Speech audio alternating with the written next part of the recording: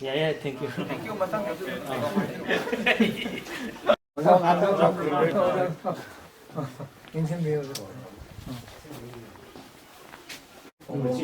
Rice mill थाइना rice mill तो जो है ना सीजनल फैक्टर्स अगदुदी खगने सीमा का सीमा का दिखाने सीधी फास्ट है सीधी फोक्स बने जिमांग का सीजन तो यूज़ है वो वाशिंग का साइन तो करने इसे के ना क्लियर हो गया मैं यहाँ तो भी मैं दो इबोंग सीजन ना बोले कोई से कुआ मना हुए बा अदना पाना था बंग हुए कोई से ले kan da mana ki thong thong bai ala hajik chu mayam na पाना था अरे से ना लेप्सुम ले ले सिना उबी सप्री ले से कबूल कोय कबूल मौसरी मुखाम दा ना ते अदुना तुंगोन ना सुम ले अदे यम पाक kan yam kong yam pak le le chi budi khoi boys no circle da de asian countries in yam common asiga hi sa ba gi pension ko cái gì mong bằng cái cây pha với quay đây giàu sa pha no pha le in na ba lum chọn lum bê sisna ayam bi na ngoi se anan khoi tanan adi khoi khang pan ba ka si ngoi se ta bang ba oi na to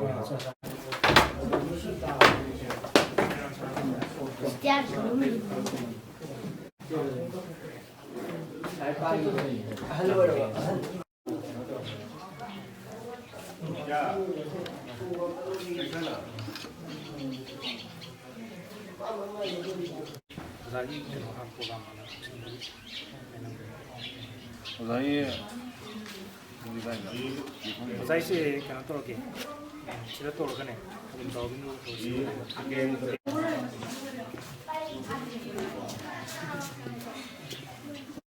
Lagi dah kan.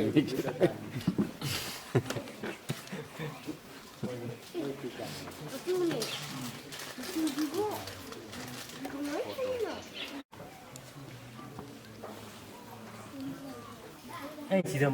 cái nó piran không thiệt tình phần này.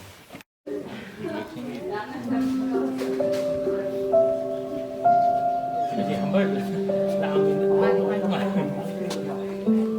anh cứ thằng gì sản xuất cả thằng gì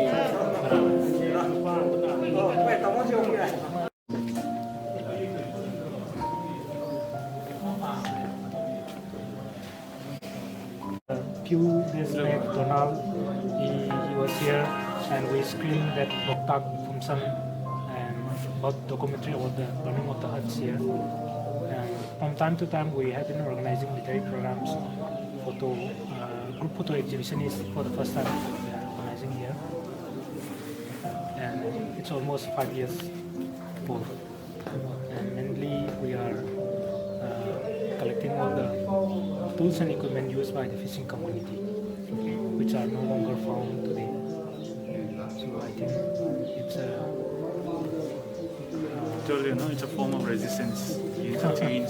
against what time brings to Loktak. That's what so that the fishing community has its own civilization, its own history, and that kind of things we need to showcase to the participants used by the performers. Several in the Sarada Pato Zariba Kalian Art Exhibition Asiki Salpa Moena, Asi, Nisakul in Asida, London Asiki Sangaraba, Indiadi contemporary artists in Rata, Tona Santa, and Whereba. Kogi Ikai Nazariboza is Professor S. Anam Singh. Banaras Hindu University ki Visual Arts Department da Aishwati way ko kuliba Zazi apena Romasi Robina Zaga interaction session ama ai basika artist ga Zaga Samaka tunga hi session ama no hajaru da rau ya bi rakut nama Zabu Sinjalan jari basiki mekegi hano kada to cari masuk zabu masih taram cari sih ya sebab kalian ada exhibition di interaction sih dah wazana ꯑꯁꯤ ꯐꯥꯎꯕꯗ ꯂꯥꯏ ꯌꯦꯛꯂꯛꯄꯒꯤ ꯑꯗꯨꯒ ꯀꯔꯤ ꯇꯧꯕꯒꯤ ꯂꯥꯏ ꯑꯃꯒꯤ ꯁꯤꯟꯐꯝꯁꯤꯗ ꯆꯪꯗꯨꯅ ꯑꯗꯨꯒ university ꯌꯥꯝꯅ ꯃꯃꯤꯡ ꯂꯩꯕ ꯏꯟꯗꯤꯌꯥꯒꯤ ꯌꯨꯅꯤꯚꯔꯁꯤꯇꯤ ꯑꯃꯗ ꯍꯧꯖꯤꯛ ꯑꯣꯖꯥ ꯑꯣꯏꯗꯅ ꯂꯩꯔꯤꯕ ꯑꯁꯤꯒꯤ ꯑꯩꯈꯣꯏꯒꯤ ꯁꯥꯡꯂꯕ ꯑꯦꯛꯁꯄꯤꯔꯤꯌꯦꯟꯁ ꯍꯥꯏꯇꯥꯔꯦ ꯁꯤꯒꯤ ꯃꯔꯝꯗ ꯑꯁꯤ ꯇꯤꯟꯕꯤꯔꯤꯕ ꯂꯣꯛꯇꯥꯛ ꯈꯣꯔꯖꯩ ꯂꯨꯞꯀꯤ ꯑꯏꯕꯁꯤꯡ ꯑꯗꯨꯒ ꯑꯩꯈꯣꯏ ꯂꯝꯗꯝ ꯑꯁꯤꯒꯤ ꯁꯉꯥꯏꯔꯕ ꯑꯍꯜ ꯂꯃꯟꯁꯤꯡ ꯑꯣꯖꯥꯁꯤꯡ ꯁꯥꯇ꯭ꯔ ꯅꯍꯥꯔꯣꯜꯁꯤꯡ ꯑꯗꯨꯒ ꯂꯝꯗꯝ ꯀꯌꯥꯗꯒꯤ ꯂꯥꯛꯄꯤꯔꯤꯕ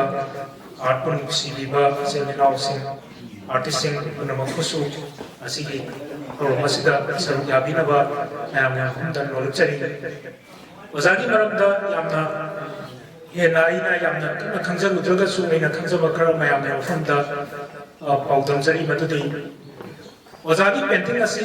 अखोगी राष्ट्रपति भवन दा लेबा अखोगी इंडिया की प्रेसिडेंट प्राइम मिनिस्टर अदुगा पार्लियामेंट हाउस दा असिदा सुनतना अखोगी इंडिया की ममिंग लेबा आर्ट गैलरी कया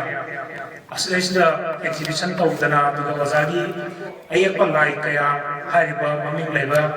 इना खाकिदा नतना अतोपा कगी अब्रोता फॉरेन कंट्री दा कयदा महाक नयकपा लाई मयाम अमा कलेक्शन तौखरबा अदुगुंबा सनारबा लमदम असिगी अखोगी मणिपुरी मागी अतांबा मपारिनी अदुना असिगुंबा तंजा असि अखोई लेमना मांगन जनिंगे मयामना खंबिनिंबा ओजागी एक्सपीरियंस सही निफु यांखगी लाई यतना लापगी एक्सपीरियंस अदु मयामना ओजादगी खंबिनिंबा लेबसु अदुम यामना कोई यामना इनफॉर्मल होइना हाइतारे जगा कोई ओजादा अदुम फ्रीली लाई यपगी मरमता अदुम खंबिनिंबा मयामना शेयर तौबिनबा मयामना फुंदा गुप्चरी दुगा अथंगी सेशन असी ओजाना अदुम कोई मफम असिदा कोइना पांथोलिबा आर्ट एग्जिबिशन दुगा आर्टिस्ट मयाम अदुगा म्यूजियम की आइबा मयाम असिगी मतंगदा ओजागी ओइबा वफम खरसु अदुम थंबीगनी अदुना मथंगी सेशन असी ओजागी लोकताक प्रोजेक्ट लुकिसु अखोई राइटर मयाम अमा लाक्तना निंचिनबिरी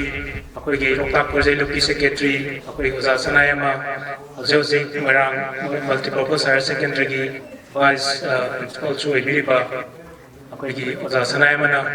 असिगी असिगुंबा सेशन ओजागे इंटरेक्शन तौबगी अइबा मोइना अदुगा अइबसिंगा लाइबसिंगा लेनरिबा मरी अदुगा अखोई लिटरेचर की ओइबा कनोदा ओजादगी खंबिनिंबा कैकरा लेरसु तुम हंबिनबा अखोई मथंग सेशन असि अखोई ओजा सनायमा दसगजरी ओजाना मफम खरा अखोई मणिपुरी कल्चर अमसुंग हेरिटेज ngang होनावदा राइटर सिंगना लौरिबा तौदा आर्टिस्ट सिंगना लौरिबा तौदा असिगी मतंग दसु मफम खरा पुदुकिदना ओजाना हंनिंबा ओजादा अखोई ओजा प्रणामदा गुन हंबिबा यागनि दना ओजा सनायम गुन कौसिनजरी याम नुंगाई आइगी सेनपा तोंब्रह्म मस्जिदना नुमित हुमनी चुपना चथरकपा कालेन आर्ट एग्जिबिशन सिगी हुमनी चंदु निमितसिदा आइनि यावजेबा फंगसी अदुबु अहानमकदा कोइगी मांगनि लेंसिनबिरिबा सनाइरबो ओजागा आइगा फमिन्नदना वारि बताइ साबि खुदोंग चाबमा एकपीबसिदी हाना आइ करीगुंबा अमतसु सेम सादर लाक्तबनि खंप्रेकु खंगी अदु खंजसनु सुम पिरइबा थौदांग सिगी मतांगदा अदुम पेंतकपा आइदनतना लेंसिन बिरिबा मयामनि मरक्तगिसु अदुम शेयर तौनसी कोई आइबा अमसुम लायेको अनिसिदी यामन नक्न खरबजानी खुबा खुनमने अइबनि इबा लाई सिदगी कनो लायेबनि इबा सकम कया से उरगसु अइबना मागी थमोइदा हाउबा फीलिंग दुदगी सैरिंग अमा वरिंग अमा वरि मचा नोवेल अमा अदुम ओयो या अदगी अइबदुगी लाइरिक सिंदुगी टॉपिक अमा पारोगंदा लायेबनि थमोइदा हे फारोक मतंदा अखोई मसक्ति उदना वहीन फोंदोइबा साइदगी मचलदगी लायेकोंगसु फजब लाय अमन येको या अदना अइबगा adagi lai yekpaga ani sidi thadoknaba yadaba naknaba mari lei adana aikoigi aisu aiba haijaba tare yamna ijaba budi natte adai ngasi si kadong chahudre aigi leire aina pikukse leire puraga di ojadu kudur tamgi ojadu logjagadabani ada aigi di thoidokpa anauba midiyeng natte ariba thijin bagini maroina akoi lamdam sida koigi awang mabok lamdam sida fresh water lake oriba loktak si gi matangda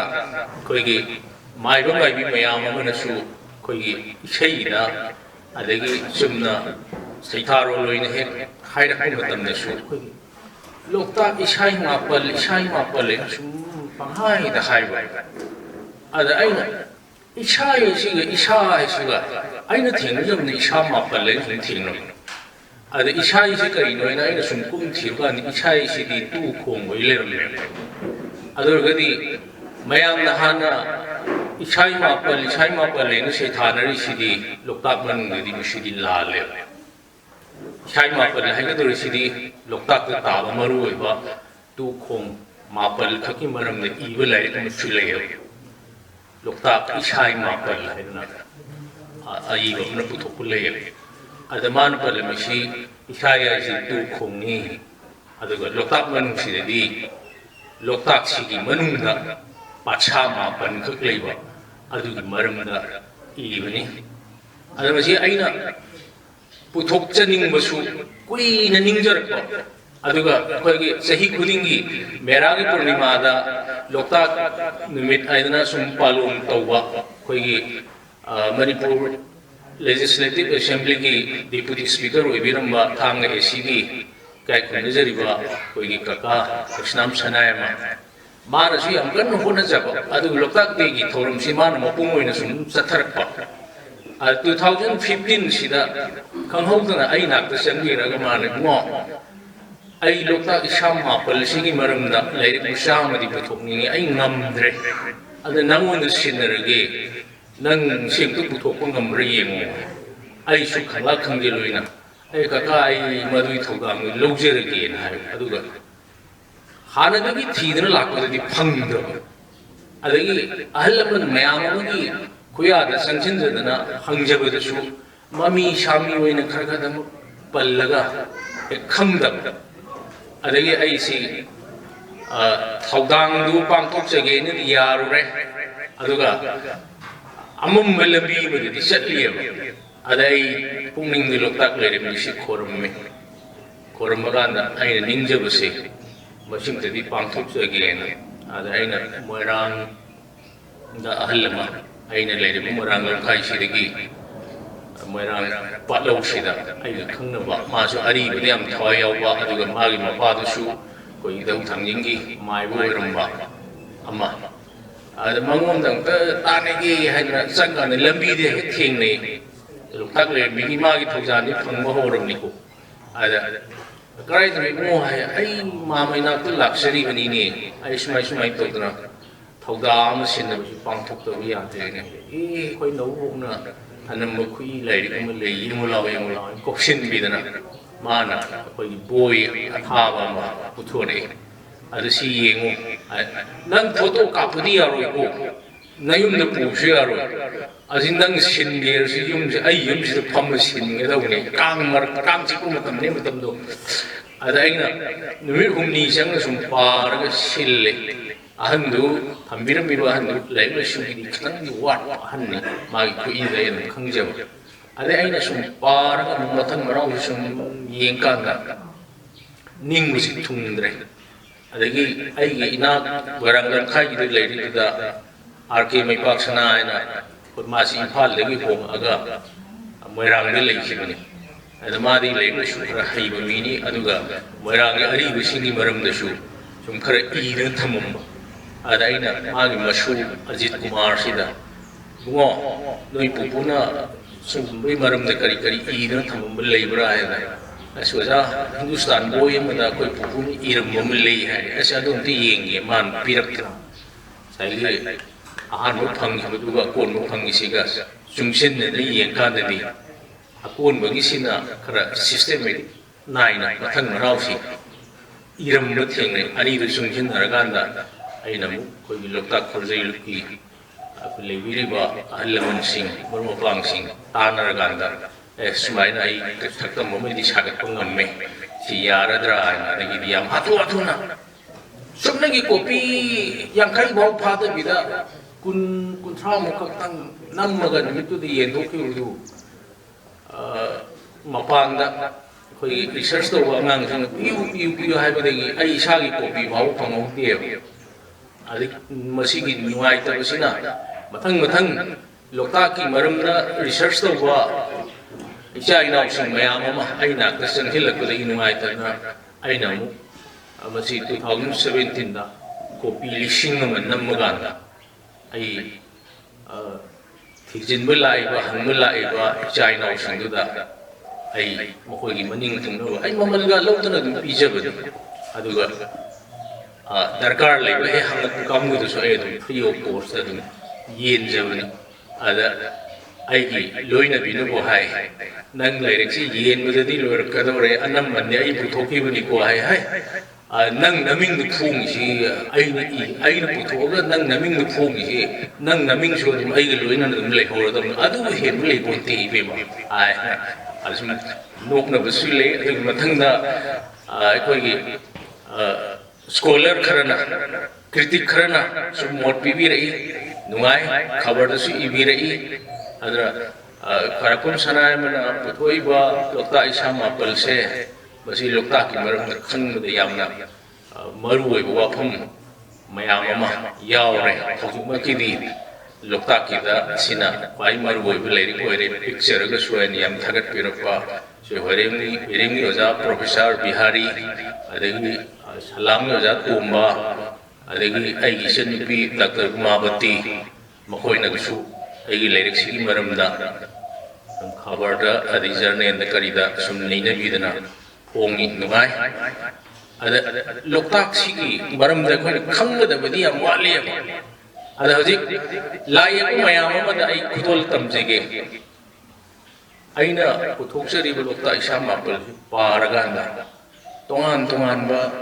ꯏꯁꯥ ꯃꯥꯄꯜꯗꯨꯒꯤ ꯁꯛꯇꯝꯁꯤ ꯑꯃꯨꯛꯇꯪ ꯄꯨꯛꯅꯤꯡꯗ ꯆꯤꯡꯁꯤꯟꯕꯤꯔꯀꯥꯟꯗ ꯂꯥꯏ ꯑꯣꯏꯅ ꯌꯦꯛꯊꯣꯛꯄ ꯉꯝꯕ꯭ꯔꯥ ꯌꯦꯡꯕꯤꯌꯣ ꯌꯥꯅꯤꯅ ꯑꯣꯖꯥ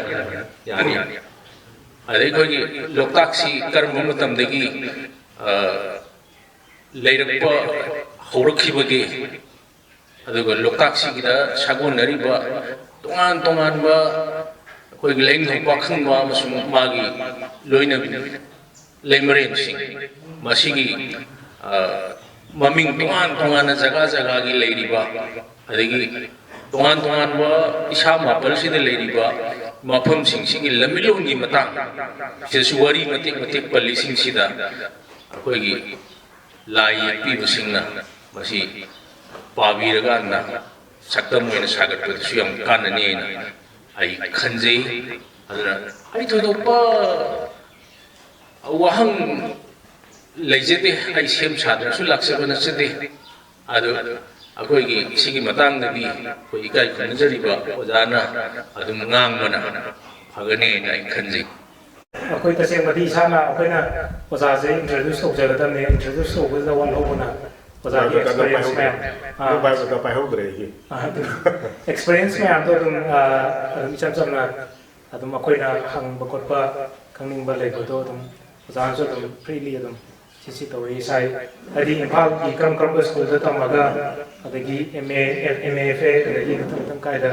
ꯑꯗꯒꯤ BFA ꯀꯥꯏꯗ ꯇꯧꯔꯛꯄ ꯑꯗꯨꯃꯥꯏꯅ ꯑꯩꯈꯣꯏꯒꯤ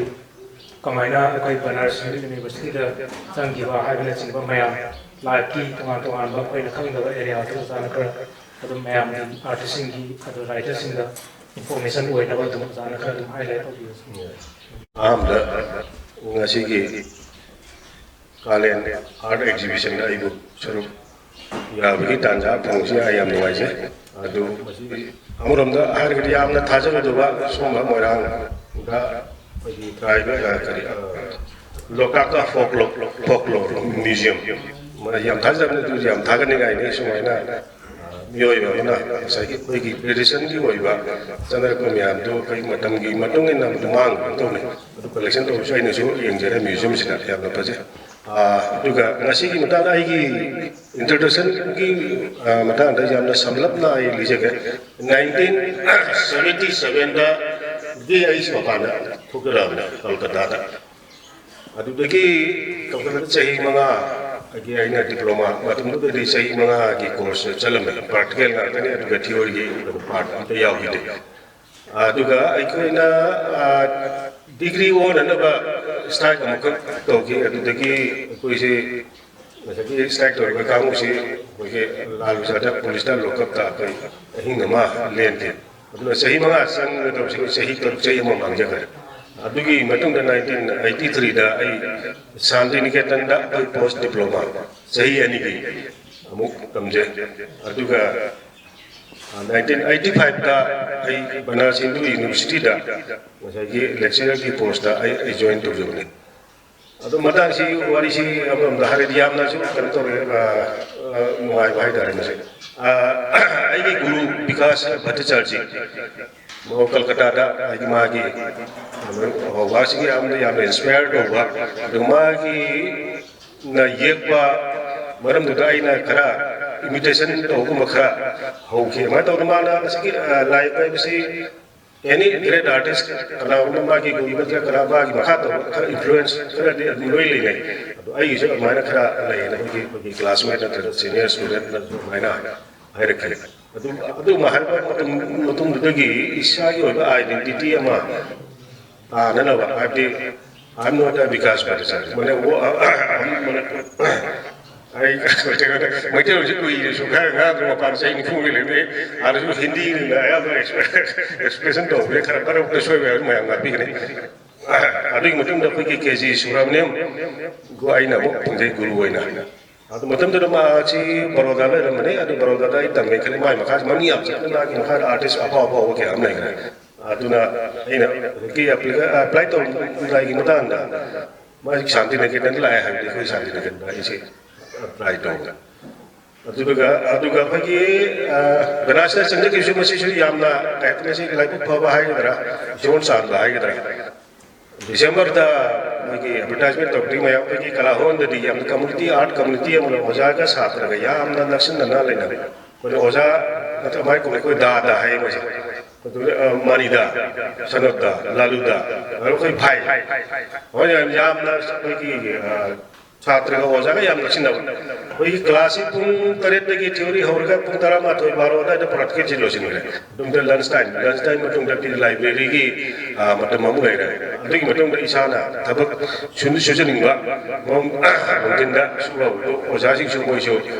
La Tabak Shumini. Supaya yang community yang laksin dapat proses ini Shantiniketan da tangke. Aduh Kolkata da toriba sena apa yang British period ke academic ki training ni pura. Aduh Shantiniketan na masih ki pura opposite. Opposite hai तुम्हारे creative तुम्हारे रविन्द्रनाथ ठाकुर ना masih establish तो mo tanda. Nature का artist की yang laksin na laba. Hai tu na mana hal kiu ni. Aduh ke yang professional loiba, yang freedom loiba Shantiniketan da ina tangje. Habdi wiki master toba kamu sisi masa ki individual studio home loi le atun anytime aku ina thau suning ya hai so dum su ngame atun aina matam da wiki aya matam da nugangi sa dum thau su ba do pung baro ama ani ga ta pung su ya do swai to ba art college se aina kanjam da se india da atai raptan ite ba ina khale aduga usiki Banaras University la pa matung sina koi pungdara de ki punga masi amna ka general koi class tong ne punga pung ta chu ya de adugi ga sai Shantiniketan ni khungsa ba se ki professionalism and artism aina koi ki sengkat pada yang mateng pa pangra aina khanje aduga Banaras Sangga mutung da Banaras ai lai pa ki amu aja kan ni Kolkata le ai se yam environment ai ki surroundings da thoi ba daily activities ya daily life adu de ke aya mana inspire hoga adu de ke ina lai si chum ni adu ga Shantiniketan da la ko to koi santhal tribal a ki lai na ya mu ye che ki अदुगी मतुंग द बनारस ला मतुंग द बनारस अदुगी कोई tourist international tourist center और religion की कैपिटल हाय अदुगी सकी मनी एक्टिविटीज अदुगी बनारस की घाट तो वो मयाम से अदुम आइगी उबिगने लाय अदुगा मरक सेसिदा खारगदा सही हम लेन और सिटी लोरगा एज ए प्रोफेसर आदा तो लेजरो खारगर की प्रोडक्शन सुखरा यावी रंगने खंजे छात्र के होमकिबा खारगर से मतलब शांति निकेतन की एनवायरनमेंट सराउंडिंग्स अभी यामना नेचर के क्लोज होगा लबुकना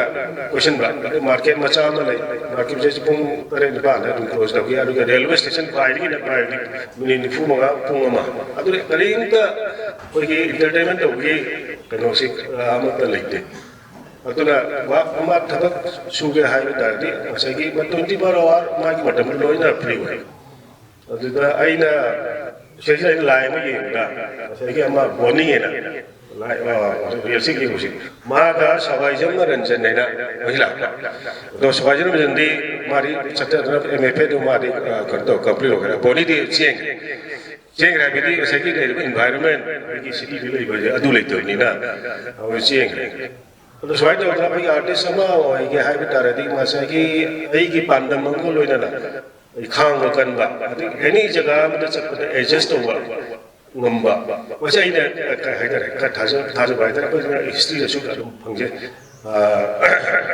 wagi red artist harga ko wen go ko su lone ma na pam subject to ma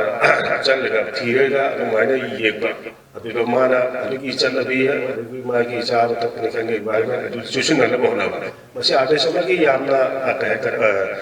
थोड़ो तो वाले कुन नमा याव याव ने कुछ साब तक पुलिस में तो होंगे मतलब ना साब तक का लोन ली अभी कोई के से साब ना है तो सुले तो नहीं हो एडजस्ट तो हुआ मा नंबर मा याम दरकार हुआ अदुरा खरा करते कि मो या अपन तो मो हंजला का बनास्ते ले जे अदो है मठंगी सही बाव आई ले जे तो तुम आई रिटायर हुआ रे ने अदुगी मतंगदा हमारा सिस्टा इन कोई नेशनल कैंप अदगी इंटरनेशनल कैंप यामसु इंचचरु ऑस्ट्रेलिया मोरक्को चचरु अदतो मया आसोना तो मोरिबा आर्ट की मगुन नत आर्टिस्ट अमगी रेस्पेक्ट ऑनर तो कोई इंडिया दा अजि पाबा वसी वाटली ने खंजे कोइना वसी की आर्टिस्ट को मिका तो आर्टिस्ट यामना पाव इंटरनेशनल आर्टिस्ट मके अनि की म्यूजियम मा गवर्नमेंट ने सेवा करता असिमासी मतलब टाइट सिक्योरिटी ने लाइन से कि मी यांखै चाम से नुटी की तुम लाई येंबो लाई उदा अदुगा मनुंग दसु कि टाइट सिक्योरिटी हॉल मचा मार्केट गली मचा खैदो ने सिक्योरिटी हम लोई थम आई खले बस कोई पांदा तो मुली बा आर्टिस्ट की मगुन आर्ट की मगुन से कोई इंडिया ने कर कांदा अल्लाह के दगे अरे सुमा खरा आइना एक्सपीरियंस सही कुंठा बगा इवन स्टूडेंट लाइफ लोय तुम दा सुमाइना आइना खरा तेने जे मसी बटा के सिदा आई लोयजन जगह समलपना हम नवाई से जागी समलपा शिवारी अदुगा ओजा देवदास करिगुम खरा हंगबिनिंग ले माले ओजा देवदास की वरोल खरा ताबिची ए ओजागी समलपा वरी जारी ताजरे हाम्रो जना पनिपछि हाना थ्योरी सिना तपगा पटकेन हाना हाली हबो पोइलमगा अनि सुबना मो संस्थान की मागी लाइफ अदगी country thinking surrounding life they means realistic होइबा दुंगा बैकग्राउंड की खुद थाय है और जे ना हंग हंगदे कोन थ्योरी तमा कांदा पटकेन की ना हालगा जे कोन थ्योरी हम लाई हाबी ngसागी हजिक मतन दुगी चनरपा खोगी लाइक बि ट्रेंड हाबे तारे क्यूबिज्म हाइरो इम्प्रेशनिज्म हाइरो एक्सप्रेशन हाइरो सुबग मयाम से तम मतुंगदा सीसना इन्फ्लुएंस तोरगा तुंगदला पुंसीदा लाये यखिब लाइबरा नतगना हानगी पर्टिकुलर हालागा रियलिस्टिक पॉइंट मुखिब मयाम दु ꯌꯦꯛꯑꯒ ꯃꯗꯨꯒꯤ ꯂꯥꯛꯈꯤꯕꯒꯤ ꯇꯦꯟ ꯑꯗꯨꯅ ꯃꯥꯡꯑꯣꯏꯅꯔꯒ ꯑꯗꯨꯝ ꯆꯠꯂꯒ ꯇꯨꯡꯒꯤ ꯄꯨꯟꯁꯤꯗꯁꯨ ꯄꯤꯈꯤꯕ꯭ꯔꯥ ꯑꯗꯨꯝ ꯇꯥꯛꯄꯤꯌꯨ ꯃꯁꯤꯒꯤ ꯃꯇꯥꯡꯗ ꯑꯩꯒꯤ ꯀꯜꯀꯇꯥ ꯆꯠꯇ꯭ꯔꯤꯉꯩꯒꯤ ꯃꯔꯛꯇ ꯑꯩ ꯍꯥꯏꯖꯔꯛꯀꯦ ꯀ꯭ꯂꯥꯁ 7, 8, 9 ꯑꯗꯨꯗꯒꯤ ꯐꯤꯂꯝꯒꯤ ꯑꯦꯛꯇꯔ ꯑꯦꯛꯇ꯭ꯔꯦꯁ ꯌꯥꯝꯅ ꯑꯩꯈꯣꯏ ꯀꯣꯄꯤ ꯇꯧꯖꯔꯛꯑꯦ ꯃꯇꯝꯗꯨꯗ RKCS ꯁꯤ ꯌꯥꯝꯅ ꯑꯩꯈꯣꯏ ꯏꯟꯐ꯭ꯂꯨꯌꯦꯟꯁ ꯑꯣꯏꯕ ꯑꯥꯔꯇꯤꯁ ꯌꯥꯝꯅ ꯑꯗꯨꯒ ꯃꯅꯤꯄꯨꯔꯗꯁꯨ ꯉꯁꯥꯏꯒꯤ ꯑꯥꯔꯠꯀꯤ ꯃꯔꯝꯗ ꯈꯪꯕꯤꯕꯁꯤ ꯌꯥꯝꯅ RKCS ꯇꯧ RKCSꯀꯤ मागुमना येकबगमना हाबिदि Manipur खनरमिसे आइसु अदगुम the Loy actor actress की फिल्म की बगी मतम द पोस्टर का ये का बगी सिनेमा हॉल ममान का थे कोई दि येंग बहे चले अदु मो ने इंफ्लुएंस कोई सु माय तो कॉपी से हॉल पर अदु के मतम द बगी एमडीयू द की ड्रामा का तो ड्रामा की मनिंग द बैकग्राउंड द स्क्रीन के दो वा तो खरा इन्फ्लुएंस खरा दि मायना ले रखे अदु ngam होला अदु द नतना ओगी रुमाल येकबा बेट कवर येकबा अदि ले अलिशो की मनिंग द नंबर थाबा अदि नेम प्लेट थाबा सि लोय हायरदि आर्टिस्ट वा फने ना कोई मणिपुर द मायना अदु की बर तो सो आइसो माय तो लोय आई तो की ग्रीटिंग सु ये न्यू ईयर दा फकी ग्रीटिंग के से पुसी मागी कोई ना भाई तारे निपाद में भी फोटो पूरे दो बाइक फुला सिटी में आई से मागी ने भी फोटो अभी हो गए तो तो एक्सपीरियंस क्या अमल ने रखे तो की मतुंगदा आई मरा मतम ममदी इफा कॉलेज से था हम मरी की एक ट्रेनिंग में इवनिंग क्लास है ना हम चला में ओझा मधुचंद्र देखी ओझा सुंदरा मोई तुम देशो आइना खरा कंतो मतम खरा तौजर में अदुबो असे की आर्ट की ट्रेनिंग दा यामना की चुमना मरिक चुमना चबा हाइबुदि थनकी दे हाइदि आइना जाने की फिल्म एक्टर एक्ट्रेस ये लकुदु अदु आदसु दुम ये ले बा कॉलेज अदुदगी आइगी इमानबा मा हवन देबेना ना ओगी लमदे कावरे की ममिंग कावरे सो लोलो ललामु मा से फैके तमिनर माने मखुति याम चत्तबा अदु आइना खले असमा ना कलकत्ता फंगदे आइ केदु फंगइदना आइगोना थाजाबा मा माइना हौरकी अदुगी मतुंगदा आइसे इमुंग खुदिंबके आयामना फैके डॉक्टर तमनिंगबा इंजीनियर तमनिंगबा अदुगी मतुंगदा सो आइगी मिंगसो अदु थोकी आइसु साइंस लौरखे अदुबु मा आइगी कया थवाई थमोइदिसु लाइ पदन लइ अदुना अहाबा PUC first year I fail हुआ सेकेंड ईयर जो फेल हुआ थर्ड ईयर से थर्ड में आई फेल हो गया तो आई चला निकल गया आई तंबुरा ने ना चले इसिना सिना थर्ड डिवीजन दा पावे अदुदगी कलकत्ता चला तो नसकी सेंगवा बगे आर्ट ट्रेनिंग से पसना हो पर्सपेक्टिव करिनो आर्ट की डायमेंशन अदगी वॉल्यूम मुझे कमाइना फाबा प्रोपोर्शन कैसा कमाइना फाबा अदना तुई मतुंगिना आर्टिस्ट अखोगी सीनियर आर्टिस्ट इमिनेंट आर्टिस्ट के क्या आर्ट गैलरी मयाम ने कोई तुई तुना अब येंग चले अदुदगी इन्फ्लुएंस हर खरादी अदुम कोइना आर्टिस्ट अमिगे एक्सपीरियंस येंग कान मागे अयक पा लाइ तो या इंस्पायर तो बदेगी कोई हॉस्टल लागा अदुबाइना अदु येंग बा सो तो आर्टिस्ट यामना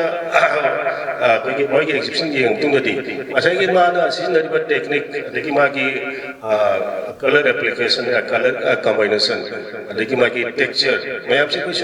आर्टिस्ट में सुन ये नहीं है कि आई इसागी बतुदा आई न करे आई न कि सी डेवलप तो नहीं आई न ये नहीं बा स्टाइल दुदा मसी काय काय दा से अप्लाई तो या गदे है ना दुगा आई ना चते गदे सु कोई इमानबा खरा स्कॉलर है दा ओय राइट दा आर्टिस्ट में ओय गेदी सिल ले न मबान तो है अदु खरा हम साय नंग तमुर के दोनी लागा सेसिदा साइन बोर्ड यंत्रा कंतोनी आर्टिस्ट दी तो माइना खनै आई ने लिखले तो मबांग दसु कलकत्ता दगी तमखिबा कोई सीनियर ओजा करता बखोय गसु आई खरा ताने अदा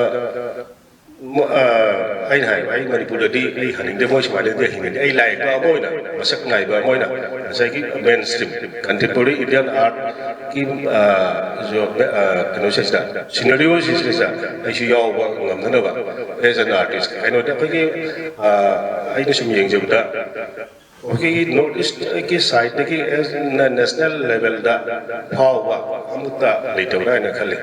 दुगा ngसाई सुम आई ने सुम येंगजबदा स्टेट की आर्टिस्ट ने मासा की स्टेट की अपकमिंग आर्टिस्ट में सपोर्ट तो ꯑꯗꯣ ꯑꯩꯈꯣꯏꯗꯤ ꯁꯄꯣꯔꯠ ꯇꯧꯕꯤꯅ ꯀꯅꯥꯝꯇ ꯂꯩꯇꯕꯅꯦ ꯑꯗꯨꯒ ꯎꯔꯤꯁꯥꯗꯒꯤ ꯍꯥꯏꯔꯕꯁꯨ ꯑꯩꯈꯣꯏꯅ ꯖꯇꯤꯟ ꯗꯥꯁ ꯂꯩꯗꯒꯤ ꯎꯔꯤꯁꯥꯒꯤ ꯑꯩꯈꯣꯏꯒꯤ ꯍꯧꯒꯠꯂꯛꯏꯕ ꯑꯞꯀꯃꯤꯡ ꯑꯥꯔꯇꯤꯁ ꯃꯌꯥꯝꯁꯦ ꯃꯣꯏꯅ ꯁꯄꯣꯔꯠ ꯇꯧꯋꯤ ꯒꯨꯖꯔꯥꯠꯇꯒꯤ ꯇꯧꯅꯤ ꯒꯨꯖꯔꯥꯠꯀꯤ ꯇꯧꯅꯤ ꯕꯪꯒꯥꯜꯒꯤ ꯇꯧꯅꯦꯕ ꯑꯗꯣ ꯑꯩꯈꯣꯏꯗꯤ ꯆꯟꯅꯗ꯭ꯔꯦ ꯑꯗꯨꯅ ꯏꯁꯥꯅ ꯌꯥꯝꯅ ꯀꯟꯅ ꯍꯣꯠꯅꯕ ꯍꯥꯏꯗꯤ ꯏꯁꯥꯅ ꯑꯃ ꯈꯥꯡꯕ ꯀꯟꯕ ꯍꯥꯏꯇꯥꯔꯦ ꯑꯩ ꯉꯁꯤ ꯉꯝꯅꯅꯕ ꯍꯣꯠꯅꯒꯦ ꯍꯥꯏꯕꯗꯤ ꯑꯩ ꯄ꯭ꯔꯥꯛꯇꯤꯀꯦꯜ ꯂꯦꯞꯇꯅ ꯊꯕꯛ ꯁꯨꯒꯦ ꯑꯗꯨꯒ ꯂꯣꯏꯅꯅ ꯑꯦꯛꯖꯤꯕꯤꯁꯟ ꯇꯧꯕ ꯁꯤ ꯑꯃ ꯌꯥꯝꯅ ꯗꯔꯀꯥꯔ ꯑꯣꯏ ꯀꯩꯅꯣꯗ ꯑꯩꯈꯣꯏꯅ ꯌꯦꯛꯏꯕ ꯂꯥꯏꯁꯤ ꯄꯕ꯭ꯂꯤꯛꯇ ꯄꯨꯊꯣꯛꯑꯕ ꯃꯇꯨꯡꯗ ꯄꯕ꯭ꯂꯤꯛꯀꯤ ꯑꯃꯅ ꯔꯦꯁꯄꯣꯟꯁ ꯑꯥꯔꯠ ꯀ꯭ꯔꯤꯇꯤꯛꯀꯤ ꯔꯦꯁꯄꯣꯟꯁ ꯑꯥꯔꯠ ꯄꯦꯇ꯭ꯔꯣꯟꯒꯤ ꯑꯃꯅ ꯔꯦꯁꯄꯣꯟꯁ ꯑꯥꯔꯇꯤꯁꯀꯤ ꯔꯦꯁꯄꯣꯟꯁ ꯑꯗꯨ ꯃꯌꯥꯝꯗꯨꯅ ꯉꯁꯥꯏꯒꯤ ꯑꯦꯄ꯭ꯔꯨꯚꯃꯦꯟ ꯑꯃ ꯄꯤꯔꯛꯑꯒꯗꯤ ꯑꯗꯨꯗꯒꯤ ꯑꯩꯈꯣꯏꯒꯤ ꯄꯨꯛꯅꯤꯡꯗ ꯑꯩꯈꯣꯏꯒꯤ ꯌꯥꯝꯅ ꯀꯣꯟꯐꯤꯗꯦꯟꯁ ꯑꯣꯏꯕ ꯑꯃ ꯀꯩꯅꯣ ꯍꯥꯞꯄꯦ ꯑꯗꯨꯒꯤ ꯃꯇꯨꯡꯗ ꯑꯩꯈꯣꯏꯅ ꯑꯦꯋꯥꯔꯗ ꯃꯆꯥ ꯃꯆꯥ ꯑꯣꯏꯔꯁꯨ ꯃꯗꯨꯅ ꯑꯃꯨꯛꯁꯨ ꯄꯨꯛꯅꯤꯡꯁꯦ ꯑꯃꯨꯛ ꯊꯧꯒꯠꯍꯟꯕ ꯑꯗꯨꯅ ꯀꯜꯀꯇꯥ ꯇꯝꯒꯤꯗꯁꯨ ꯑꯩꯈꯣꯏꯒꯤ ꯁ꯭ꯀꯣꯂꯥꯔꯁꯤꯞ ꯍꯥꯏꯅ ꯑꯩꯈꯣꯏꯒꯤ ꯕꯦꯁꯠ ꯁꯥꯇ꯭ꯔ ꯑꯍꯨꯝ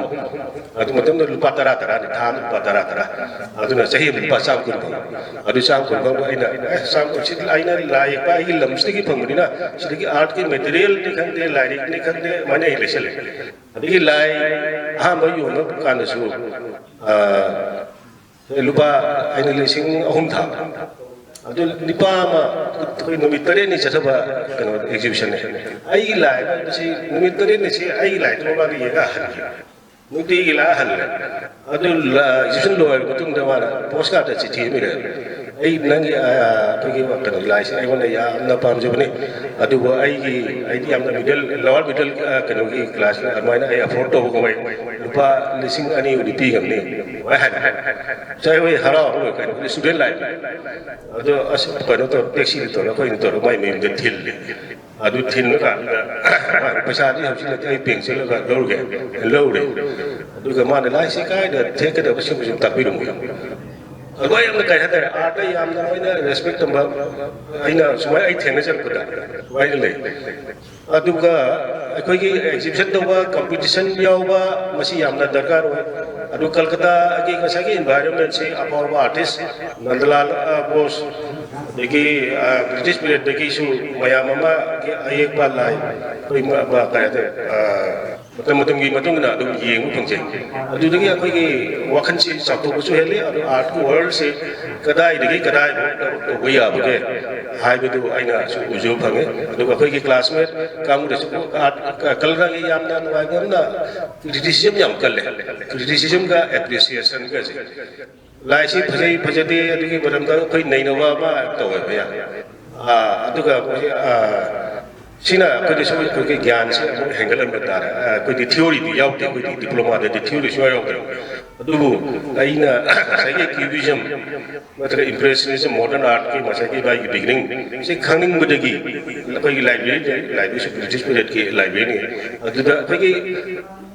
ꯃꯇꯝꯒꯤ ꯑꯩꯅ ꯈꯪꯅꯤꯡꯕꯒꯤ ꯃꯇꯨꯡꯏꯟꯅ ꯂꯥꯏꯕ꯭ꯔꯦꯔꯤ ꯆꯠꯂꯒ ꯑꯗꯨ ꯄꯥꯔꯀꯥꯟꯗ ꯑꯗꯨꯝ ꯅꯤꯡꯁꯤꯡ ꯂꯩ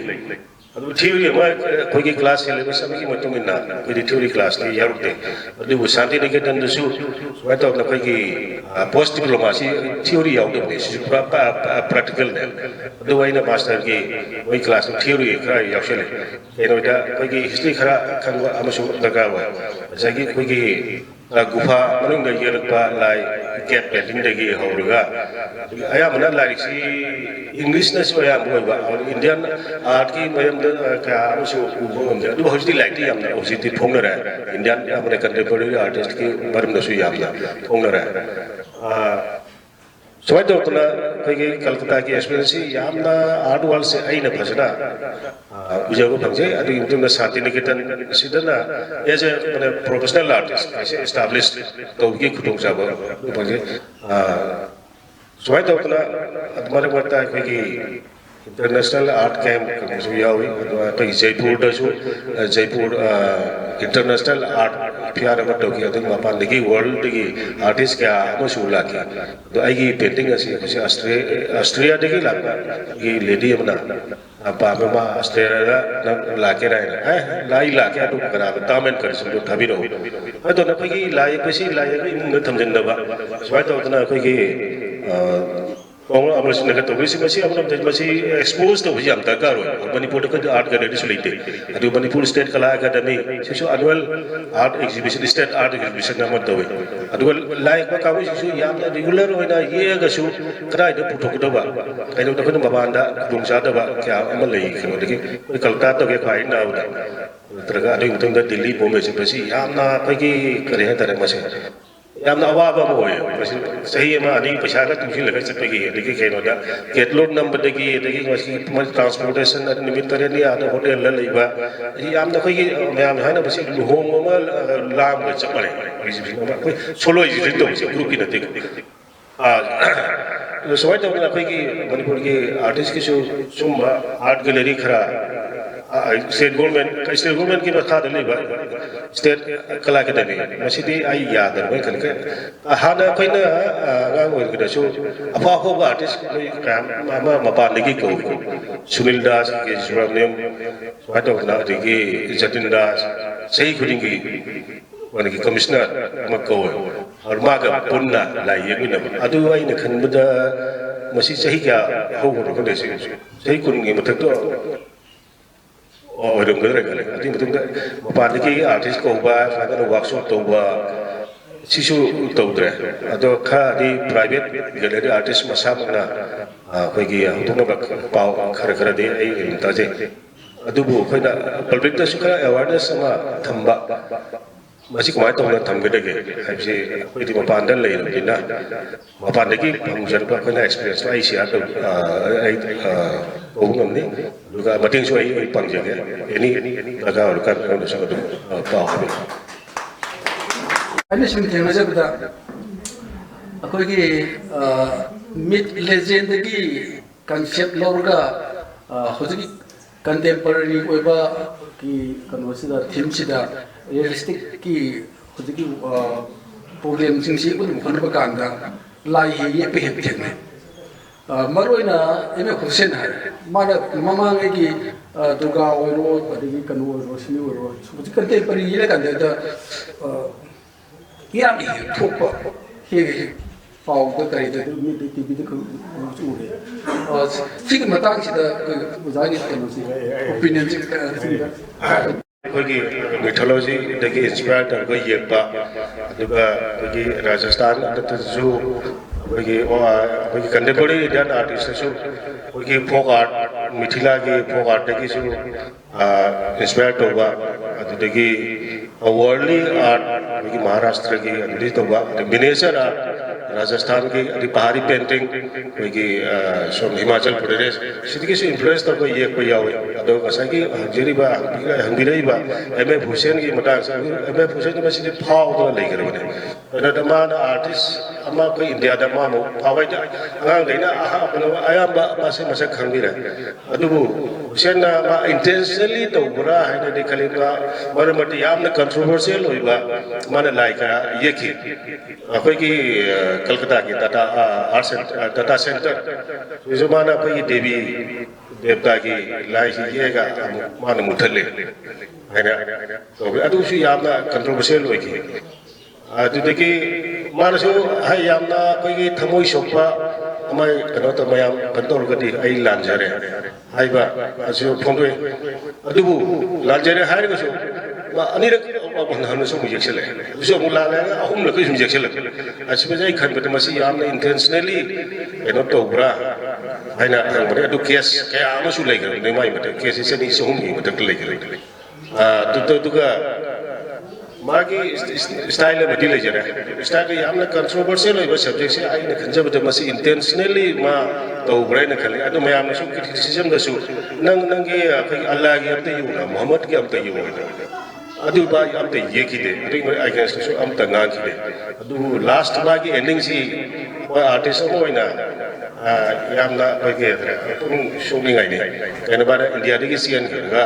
Qatar dah masih settle tu Qatar ki raja tu na masih perform ga bibi na gari ke bibi na तो अदो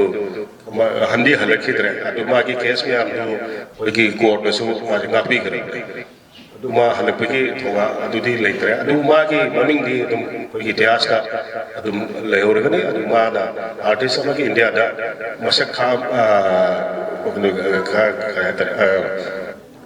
खामबिरमीसे माने हुसैन है खंजे सिगी ममांदा के अमृता सिरगिल के राजा रवि वर्मा मयाम से लाइदी तुम ये का फाव से कि आपने पॉपुलरिटी होई बिसी कि कोने सिंगम रबदा पिकासो का वाकि इंडिया की पिकासो स्वाने से सिंगम नहीं आइनो आर्टिस्ट की मगुन खंगन बसे हुसैन ना खंगन बरा आइना खंजे कोई जी पाव तो मयाम सखंगरबा कोई आर्टिस्ट ओजा मोइबिरे अद ओजा की उनसीसीदा कोई मणिपुर की अईबा सिंगी लाइरिक पारगा इंडिया के अफाव लाइरिक अईबम की लाइरिक पारगा नत्रगा वर्ल्ड की मसक नाइबा अईबम की लाइरिक पारगा ओजा की पेंटिंग सिदा ममी ताबा अदुगुम पेंटिंग गा यावरगदि खनन थंबिबा यावरा मसी हौजी फावबदि केनो अकरदि तौजखरे मसी कोई गवर्नमेंट की तरफ तकी यूपी गवर्नमेंट की माइकैदगी कोई संत रविदास से यामना फावने बागी मरमदा लाई आइना तरुप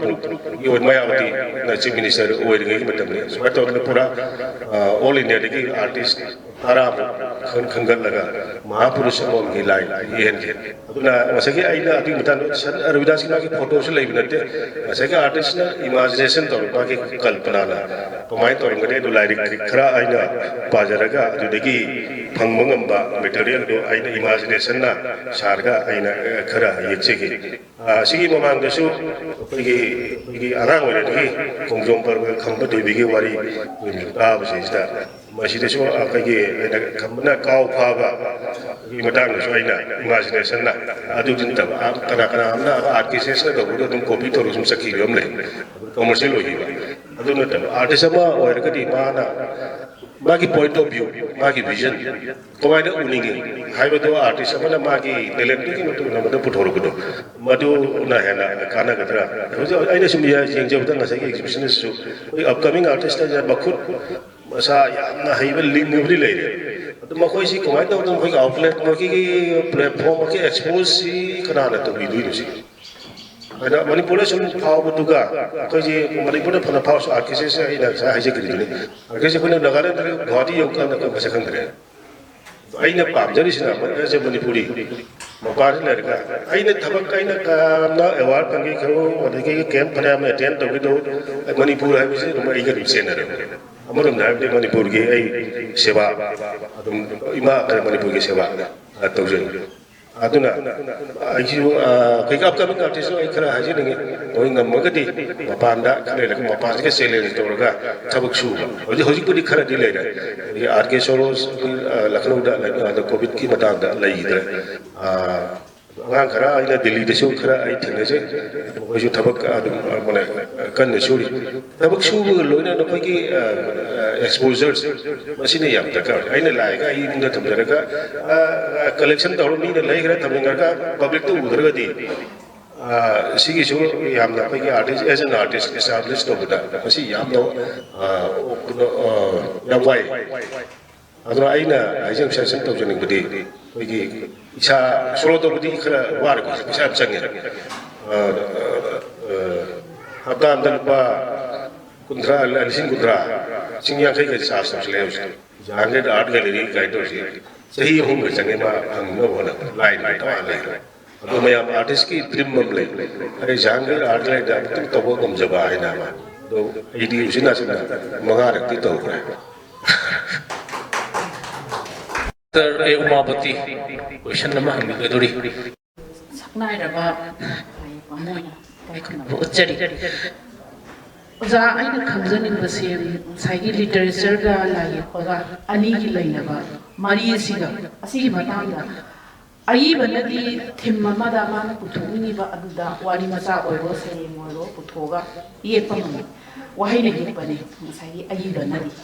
अदु तुरीना येपा लाये पनसु आइना येनिंगिबा पुथोनिंगिबा थिम मदा लासे येपिबा याला ꯑꯗꯨꯃꯥꯏꯅ ꯑꯣꯖꯥꯒꯤ ꯄꯨꯟꯁꯤꯗꯁꯨ ꯌꯦꯛꯄꯤꯕ ꯌꯥꯎꯈꯤꯕ꯭ꯔꯥ ꯑꯗꯣ ꯑꯩꯈꯣꯏꯅ ꯌꯥꯝ ꯈꯪꯖꯅꯤꯡꯕ ꯃꯃꯥꯡꯉꯩꯒꯤ ꯑꯣꯏꯕ ꯑꯩꯈꯣꯏꯒꯤ ꯇ꯭ꯔꯦꯗꯤꯁꯟ ꯑꯩꯈꯣꯏꯒꯤ ꯀꯜꯆꯔ ꯃꯄꯥꯟ ꯊꯣꯛꯅ ꯃꯤꯅ ꯈꯪꯅꯕ ꯑꯃꯗꯤ ꯈꯪꯅꯗꯕꯅ ꯑꯃ ꯑꯣꯏꯈ꯭ꯔꯒ ꯍꯧꯖꯤꯛ ꯐꯥꯎꯕꯗ ꯑꯩꯈꯣꯏꯒꯤ ꯑꯅꯤꯁꯨꯕ ꯂꯥꯟꯖꯥꯎꯒꯤ ꯁꯤꯐꯥꯏ ꯑꯃꯒ ꯃꯩꯇꯩꯒꯤ ꯂꯩꯔꯤꯕ ꯌꯨꯝꯁꯤꯌꯥꯟꯅ ꯃꯩꯇꯩꯒꯤ ꯊꯥꯏꯅꯃꯛꯀꯤ ꯆꯔꯨꯅ ꯀꯨꯞꯄꯒ ꯂꯩꯄꯥꯛꯅ ꯂꯩꯔꯝ ꯇꯥꯔꯒ ꯃꯗꯨꯗ ꯈꯣꯡꯗ꯭ꯔꯨꯝ ꯃꯥꯏꯔꯦꯟꯒ ꯃꯔꯤꯁꯦ ꯑꯩꯈꯣꯏꯅ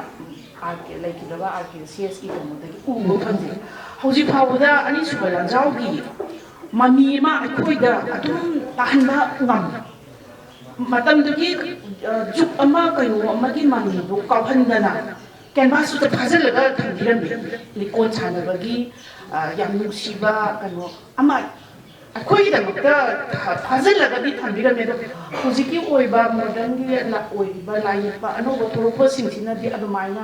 ꯀꯩꯅꯣ ꯇꯧꯕꯤꯒꯦ ꯍꯥꯏꯅ ꯈꯟꯕꯤꯗꯕ꯭ꯔꯥ ꯑꯗꯨꯃꯥꯏꯅ ꯏꯇꯧ ꯇꯧꯕꯤꯗꯕ꯭ꯔꯥ ꯑꯗꯣꯝꯗ ꯆꯪꯁꯤꯟꯕꯤꯗꯕ꯭ꯔꯥ ꯑꯩꯈꯣꯏꯒꯤ ꯑꯣꯏꯕ ꯄꯣꯠꯇ ꯑꯩꯈꯣꯏꯒꯤ ꯑꯣꯏꯕ ꯀꯩꯅꯣꯗ ꯃꯁꯤꯗ ꯊꯑꯣꯏꯅ ꯉꯥꯎꯖꯕ ꯐꯣꯛꯇꯕꯨ ꯑꯣꯏꯔꯁꯨ ꯑꯃꯗꯕꯨ ꯑꯣꯏꯔꯁꯨ ꯉꯥꯎꯖꯕ ꯑꯗꯣꯝꯗ ꯑꯩꯈꯣꯏꯅꯗꯤ ꯃꯤꯒꯤ ꯀꯩꯅꯣꯗꯨ ꯑꯗꯨ ꯃꯥꯅ ꯀꯩꯅꯣ ꯃꯥꯅ ꯆꯠꯈꯤ ꯍꯥꯏꯕꯗꯨꯒꯤꯗꯤ ꯊꯣꯏꯅ ꯃꯤꯆꯝ ꯑꯃꯅꯁꯨ ꯊꯣꯏꯅ ꯈꯪꯉꯨꯗꯦ ꯑꯗꯨꯒ ꯑꯩꯈꯣꯏꯅ ꯈꯝꯕ ꯊꯣꯏꯕꯤ ꯑꯃ ꯀꯥꯎ ꯐꯥꯕ ꯑꯃ ꯌꯦꯛꯄ ꯀꯥꯟꯗꯗꯤ ꯀꯔꯤꯝꯇ ꯂꯥꯏꯔꯤꯛ ꯂꯥꯏꯁꯨ ꯍꯩꯖꯗꯕ ꯑꯥꯔꯠꯀꯤ ꯃꯔꯝꯗ ꯀꯔꯤꯝꯇ ꯈꯪꯗꯕ ꯑꯃꯅꯁꯨ ꯅꯨꯡꯉꯥꯏꯕꯗꯨꯗꯤ ꯐꯥꯎꯖꯩ ꯍꯥꯏꯖꯔꯤꯕ ꯑꯗꯨꯃꯥꯏꯅ ꯑꯗꯣ ꯑꯩꯈꯣꯏꯅ RKCSꯀꯤꯗꯗꯤ ꯑꯩꯈꯣꯏꯅ ꯑꯌꯥꯝꯕꯅ ꯀꯅꯥꯝꯇꯅ ꯑꯥꯔꯠꯀꯤ ꯚꯦꯂꯨ ꯈꯪꯗꯕ ꯑꯃꯅꯁꯨ ꯌꯥꯝ ꯅꯨꯡꯁꯤꯕ ꯅꯝꯕꯨꯜ ꯇꯨꯔꯦꯜꯗ ꯍꯤꯗ ꯆꯐꯨ ꯄꯔꯦꯡ ꯆꯐꯨ ꯃꯌꯥꯝ ꯃꯀꯣꯠꯄꯨꯔ ꯍꯤꯗꯒꯤ ꯊꯥꯡ ꯀꯠꯂꯛꯄꯩ ꯐꯤꯕꯝ ꯑꯗꯣ ꯑꯩꯈꯣꯏꯒꯤ ꯁꯣꯁꯥꯏꯇꯤꯗꯣ ꯑꯗꯨꯝ ꯃꯤꯠꯃꯥꯡꯗ ꯌꯣꯛꯑꯒ ꯊꯝꯕꯤꯔꯝꯕꯒꯤ ꯌꯥꯝ ꯄꯥꯛ ꯆꯥꯎꯔꯕ ꯀꯦꯟꯚꯥꯁꯁꯤꯡꯗꯨꯅ ꯄꯥꯛ ꯆꯥꯎꯔꯕ ꯁꯔꯨꯛ ꯑꯃꯃꯝ ꯀꯣꯟꯕꯤ ꯑꯗꯣ ꯍꯧꯖꯤꯛꯀꯤ ꯑꯣꯏꯕꯗꯗꯤ ꯑꯩꯈꯣꯏꯅ ꯑꯁꯤꯒꯨꯝꯕꯁꯤ ꯀꯌꯥ ꯎꯖꯗꯕ ꯑꯗꯨꯒ ꯃꯣꯗꯔꯟ ꯑꯥꯔꯠꯀꯨꯝꯕ ꯍꯥꯏꯔꯒ ꯑꯥꯔꯠꯇꯣ ꯃꯤꯅ ꯈꯪꯕ ꯉꯝꯗꯕ ꯌꯥꯝ ꯂꯨꯃ ꯍꯦꯟꯅ ꯀꯥ ꯍꯦꯟꯅ ꯂꯨꯃꯟꯕ ꯑꯥꯔꯠ ꯑꯦꯛꯖꯤꯕꯤꯁꯟꯗ ꯑꯌꯥꯝꯕꯅ ꯃꯤ ꯌꯥꯝꯅ ꯇꯤꯟꯗꯦ ꯃꯤ ꯌꯥꯝꯅ ꯀꯩꯅꯣ ꯌꯦꯡꯅꯤꯡꯗꯦ ꯑꯗꯒꯤ ꯀꯔꯤ ꯍꯥꯏꯗꯣꯏꯅꯣ ꯃꯆꯨꯁꯤꯡꯗꯨꯅ ꯋꯥꯏ ꯆꯥꯏꯁꯤꯜꯂꯒ ꯑꯩꯈꯣꯏꯗꯗꯤ ꯀꯩꯁꯨ ꯅꯠꯇꯕ ꯃꯤꯆꯝ ꯑꯃꯅꯁꯨ ꯈꯪꯕ ꯉꯝꯗꯕ ꯌꯥꯝ ꯑꯔꯨꯕ ꯑꯣꯏꯍꯟꯕ ꯑꯁꯣꯝꯗ ꯌꯥꯝ ꯂꯨꯍꯜꯂꯒ ꯍꯣꯏ ꯚꯦꯂꯨꯗꯨꯗꯤ ꯌꯥꯝꯅ ꯋꯥꯡꯉꯝꯕ ꯌꯥꯏ ꯑꯩꯈꯣꯏꯅ ꯈꯪꯗꯕꯅꯁꯨ ꯑꯣꯏꯔꯝꯕ ꯌꯥꯏ ꯑꯗꯨꯕꯨ ꯑꯗꯨꯃꯥꯏꯅ ꯄꯪꯂꯨ ꯂꯨꯅ ꯄꯪꯋꯥꯡ ꯋꯥꯡꯕꯁꯨ ꯅꯠꯇ꯭ꯔꯒ ꯑꯩꯈꯣꯏꯅ RKCSꯗ ꯈꯔ ꯎꯖꯕꯗꯗꯤ ꯑꯩꯈꯣꯏꯗ ꯑꯣꯟꯊꯣꯛꯅ ꯍꯧꯖꯤꯛꯀꯤ ꯁ꯭ꯇꯗꯤ ꯇꯧꯔꯤꯕ ꯑꯉꯥꯡꯁꯤꯡꯗ ꯐꯥꯎꯗ ꯑꯩꯈꯣꯏꯅ ꯁ꯭ꯀꯨꯜꯒꯤ ꯑꯉꯥꯡꯁꯤꯡ ꯄꯨꯔꯒ ꯌꯦꯡꯍꯜꯂꯨꯔꯒ ꯆꯠꯂꯝꯕ ꯑꯆꯧꯕ ꯄꯨꯀꯩ ꯑꯃ ꯑꯣꯏꯕ ꯑꯁꯤꯒꯨꯝꯕꯒꯤ ꯄꯨꯀꯩꯔꯣꯝꯗ ꯉꯁꯥꯏꯒꯤ ꯑꯅꯤꯡꯕ ꯔꯣꯝꯗ ꯑꯩꯒꯤ ꯀꯩꯅꯣ ꯍꯥꯏꯅꯤꯡꯉꯤꯕꯗꯣ ꯍꯥꯏꯗꯣꯛꯅꯕ ꯍꯣꯠꯅꯕꯗꯤ ꯀꯩꯅꯣ ꯇꯧꯕꯁꯤ ꯏꯇꯧ ꯇꯧꯕꯤꯕ꯭ꯔꯥ ꯁꯣꯝꯗ ꯇꯧꯕꯤꯕꯁꯨ ꯌꯥꯕ꯭ꯔꯥ ꯑꯩ ꯁꯤꯃꯇꯪ ꯈꯪꯖꯅꯤꯡꯉꯤ Mesti pura amarom dhar se India da se mesti face to train kare. Eno da koi ki education ki mata ne pai ki aham asoi bedi mesti koi ki education se ne. Koi na lai pat tamai se matam da class 10 pass tor matung da matu ki eligibility ni bichak loi se. Tu as a drawing as a painting koi na school level da karai bhau tamake hai tu di ain kanju da high school haru LP school class 4 ba da koina drawing ki kanoma subject ma yaw adu drawing adu da ye ka do drawing sisu asai ki nakan nam da circle to torka color thai adu ga som nakan da point na torka circle do madu line to join to chalo adu ga color sheet menjalo are class 4 ba da swat da drawing ki subject ma yaw adu ki matung da ki class 10 ba se education da fine art ki maram da kari ka ya base science geography art history and we like art like music aushiti budi koi ki CBS na masi class 9 leki koi na science subject as a main subject lob gesi koi asok UP asok na de hauna kare mana sagi sanning ibal line se ina class 4 de class 10 bogi manum se ina art ki maram da karim ta khangre adugo matung da ina sagi training sahi mari khoi matung sahi mari adu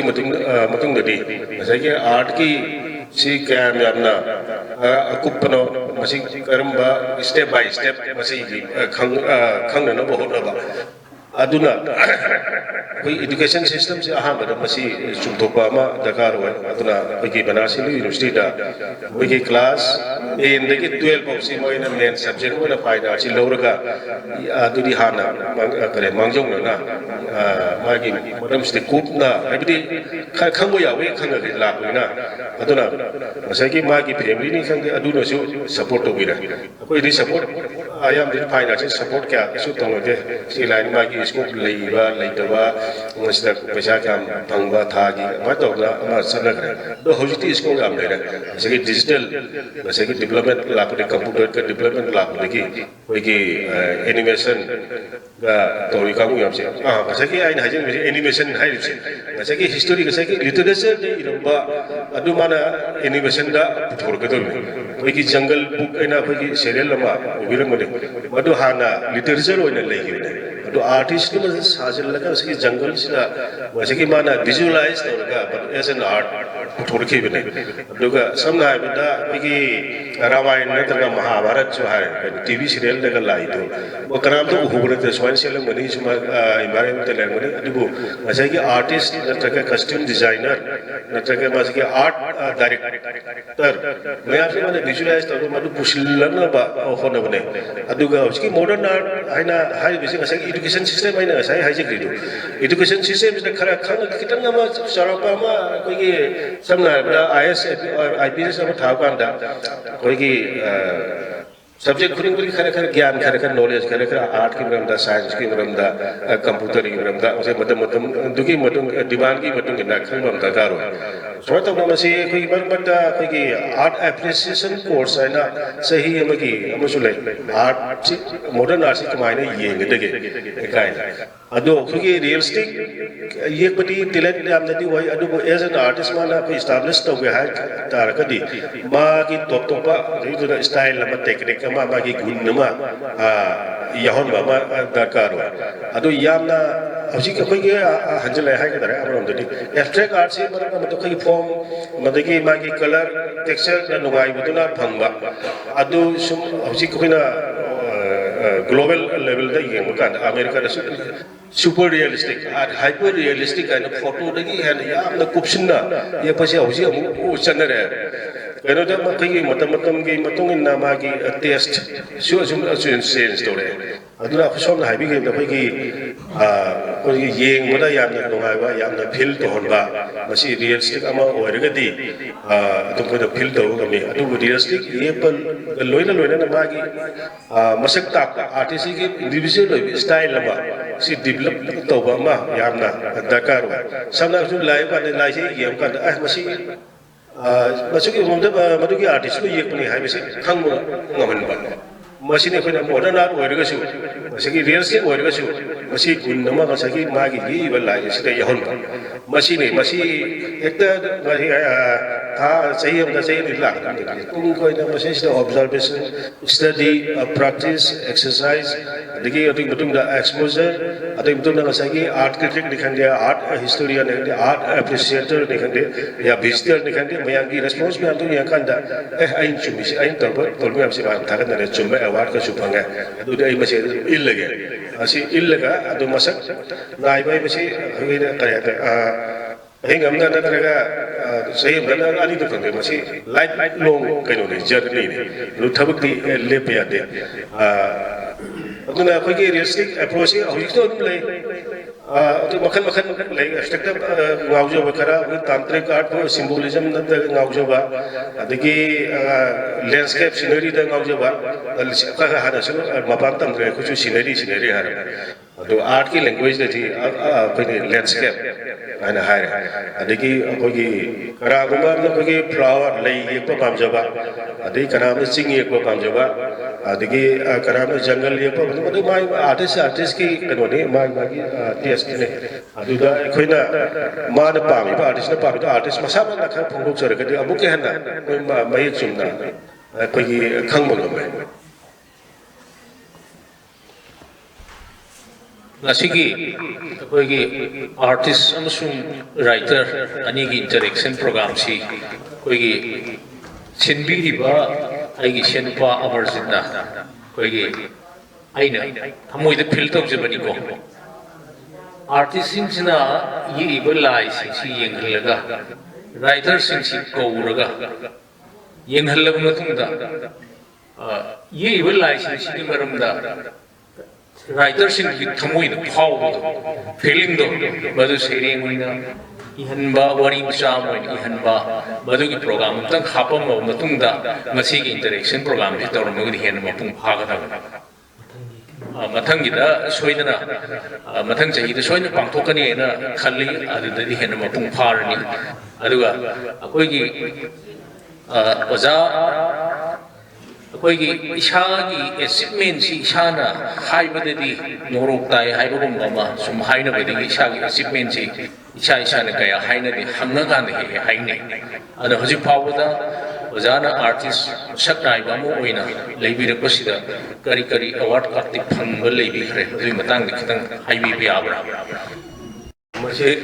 award ꯐꯪꯕ ꯀꯥꯡꯕꯨ ꯉꯥꯛꯇꯅ ꯑꯥꯔꯇꯤꯁꯅꯦꯁꯨ ꯍꯥꯏꯅꯤꯡꯗꯦ ꯑꯩꯁꯨ award ꯐꯪꯈꯤꯗꯦ ꯕꯤꯔꯂꯥꯗ award ꯑꯃꯈꯛ ꯐꯪꯈꯤ ꯃꯗꯨꯁꯨ ꯁꯥꯟꯇꯤꯅꯤꯀꯦꯇꯟꯗ ꯇꯝꯃꯤꯉꯩꯒꯤ ꯄꯤꯔꯤꯌꯠꯇꯅꯤ ꯑꯗꯨꯒ ꯁꯨꯃꯥꯏꯅ ꯇꯧꯅ ꯑꯐꯥꯎꯕ ꯑꯥꯔꯇꯤꯁ ꯀꯌꯥ ꯑꯃ ꯂꯩꯈ꯭ꯔꯦ ꯃꯈꯣꯏꯁꯤ ꯑꯦꯋꯥꯔꯗ ꯐꯪꯗꯕ ꯑꯗꯨ ꯐꯥꯎꯕꯗꯤ ꯃꯈꯣꯏꯅ ꯑꯦꯋꯥꯔꯗ ꯐꯪꯕꯗꯒꯤ ꯍꯦꯟꯅ ꯐꯥꯎꯋꯦ ꯑꯗꯨꯒ ꯑꯦꯋꯥꯔꯗꯁꯦ ꯑꯩꯈꯣꯏꯅ ꯁꯨꯝ ꯍꯥꯏꯅꯕꯗ ꯑꯩꯈꯣꯏ ꯅꯦꯁꯅꯦꯜ ꯂꯂꯤꯠ ꯀꯂꯥ ꯑꯦꯀꯥꯗꯃꯤꯒꯤ ꯑꯦꯋꯥꯔꯗꯁꯤꯅ ꯈ꯭ꯋꯥꯏꯗꯒꯤ ꯋꯥꯡꯉꯦ ꯑꯗꯣ ꯁꯨꯃꯥꯏꯅ ꯇꯧꯅ ꯂꯂꯤꯠ ꯀꯂꯥ ꯑꯦꯀꯥꯗꯃꯤꯒꯤ ꯅꯦꯁꯅꯦꯜ ꯑꯦꯋꯥꯔꯗꯤ ꯑꯩ ꯀꯌꯥ ꯑꯃ ꯈꯪꯅꯖꯩ ꯑꯩꯈꯣꯏꯒꯤ ꯏꯈꯥꯒꯤꯁꯨ ꯃꯊꯛꯀꯤꯁꯨ ꯀꯌꯥ ꯑꯃ ꯑꯩ ꯈꯪꯅꯖꯩ ꯑꯗꯣ ꯑꯩꯅ ꯑꯩꯈꯣꯏꯒꯤ ꯒ꯭ꯋꯥꯂꯤꯌꯔꯗ ꯑꯩꯈꯣꯏꯒꯤ ꯀꯦꯝꯞ ꯑꯃ ꯆꯠꯄ ꯀꯥꯟꯗ ꯅꯦꯁꯅꯦꯜ ꯑꯦꯋꯥꯔꯗꯤ ꯑꯃꯅ ꯑꯩꯈꯣꯏꯁꯤ ꯃꯣꯏꯒꯤ ꯆꯥꯃꯤꯟꯅꯁꯦꯅ ꯑꯥꯔꯇꯤꯁ ꯃꯌꯥꯝꯁꯦ ꯀꯧꯋꯦ ꯑꯗꯣ ꯃꯁꯥꯃꯛꯇꯤ ꯑꯥꯔꯇꯤꯁꯇꯤ ꯑꯣꯏꯔꯝꯗ꯭ꯔꯦ ꯃꯁꯤ ꯑꯩꯈꯣꯏ ꯁꯣ ꯕꯤꯜ ꯇꯧꯕ ꯑꯣꯏꯔꯝꯃꯦ ꯎꯒꯤ ꯀꯔꯕꯥꯔ ꯇꯧꯕ ꯑꯗꯣ ꯎ ꯃꯔꯥ ꯁꯤꯁꯦ ꯈꯔ ꯃꯥꯅ ꯐꯣꯝ ꯈꯔ ꯐꯖꯩꯌꯦꯅ ꯁꯦꯝꯗꯣꯛꯑꯒ ꯀꯛꯊꯣꯛ ꯀꯛꯁꯤꯟ ꯇꯧꯔꯒ ꯄꯣꯂꯤꯁ ꯇꯧꯔꯒ ꯊꯥꯕ ꯃꯥꯁꯤ ꯅꯦꯁꯅꯦꯜ ꯑꯦꯋꯥꯔꯗ ꯐꯪꯈ꯭ꯔꯦ ꯁꯨꯃꯥꯏꯅ ꯇꯧꯗꯅ ꯅꯦꯁꯅꯦल ꯑꯦꯋꯥꯔꯗ ꯐꯪꯕ ꯀꯌꯥ ꯑꯃ ꯂꯩꯈ꯭ꯔꯦ ꯑꯗꯨꯅ ꯑꯩꯈꯣꯏꯅ ꯁꯨꯝ ꯌꯦꯡꯖꯕꯗ ꯑꯩꯈꯣꯏꯒꯤ ꯑꯦꯝ ꯑꯦꯐ ꯍꯨꯁꯦꯟ ꯑꯦꯋꯥꯔꯗ ꯐꯪꯗꯦ ꯃꯥ ꯄꯗꯝ ꯁ꯭ꯔꯤ ꯄद्म भूषण पद्म विभूषण ꯑꯗꯨꯝ ꯐꯪꯈꯤ ꯑꯗꯨ ꯃꯥꯒꯤ ꯀꯟꯇ꯭ꯔꯤꯕ꯭ꯌꯨꯁꯟ ꯑꯗꯨꯒ ꯃꯥꯒꯤ ꯑꯦꯆꯤꯞꯃꯦꯟ ꯃꯁꯤ ꯑꯩꯅ ꯁꯨꯝ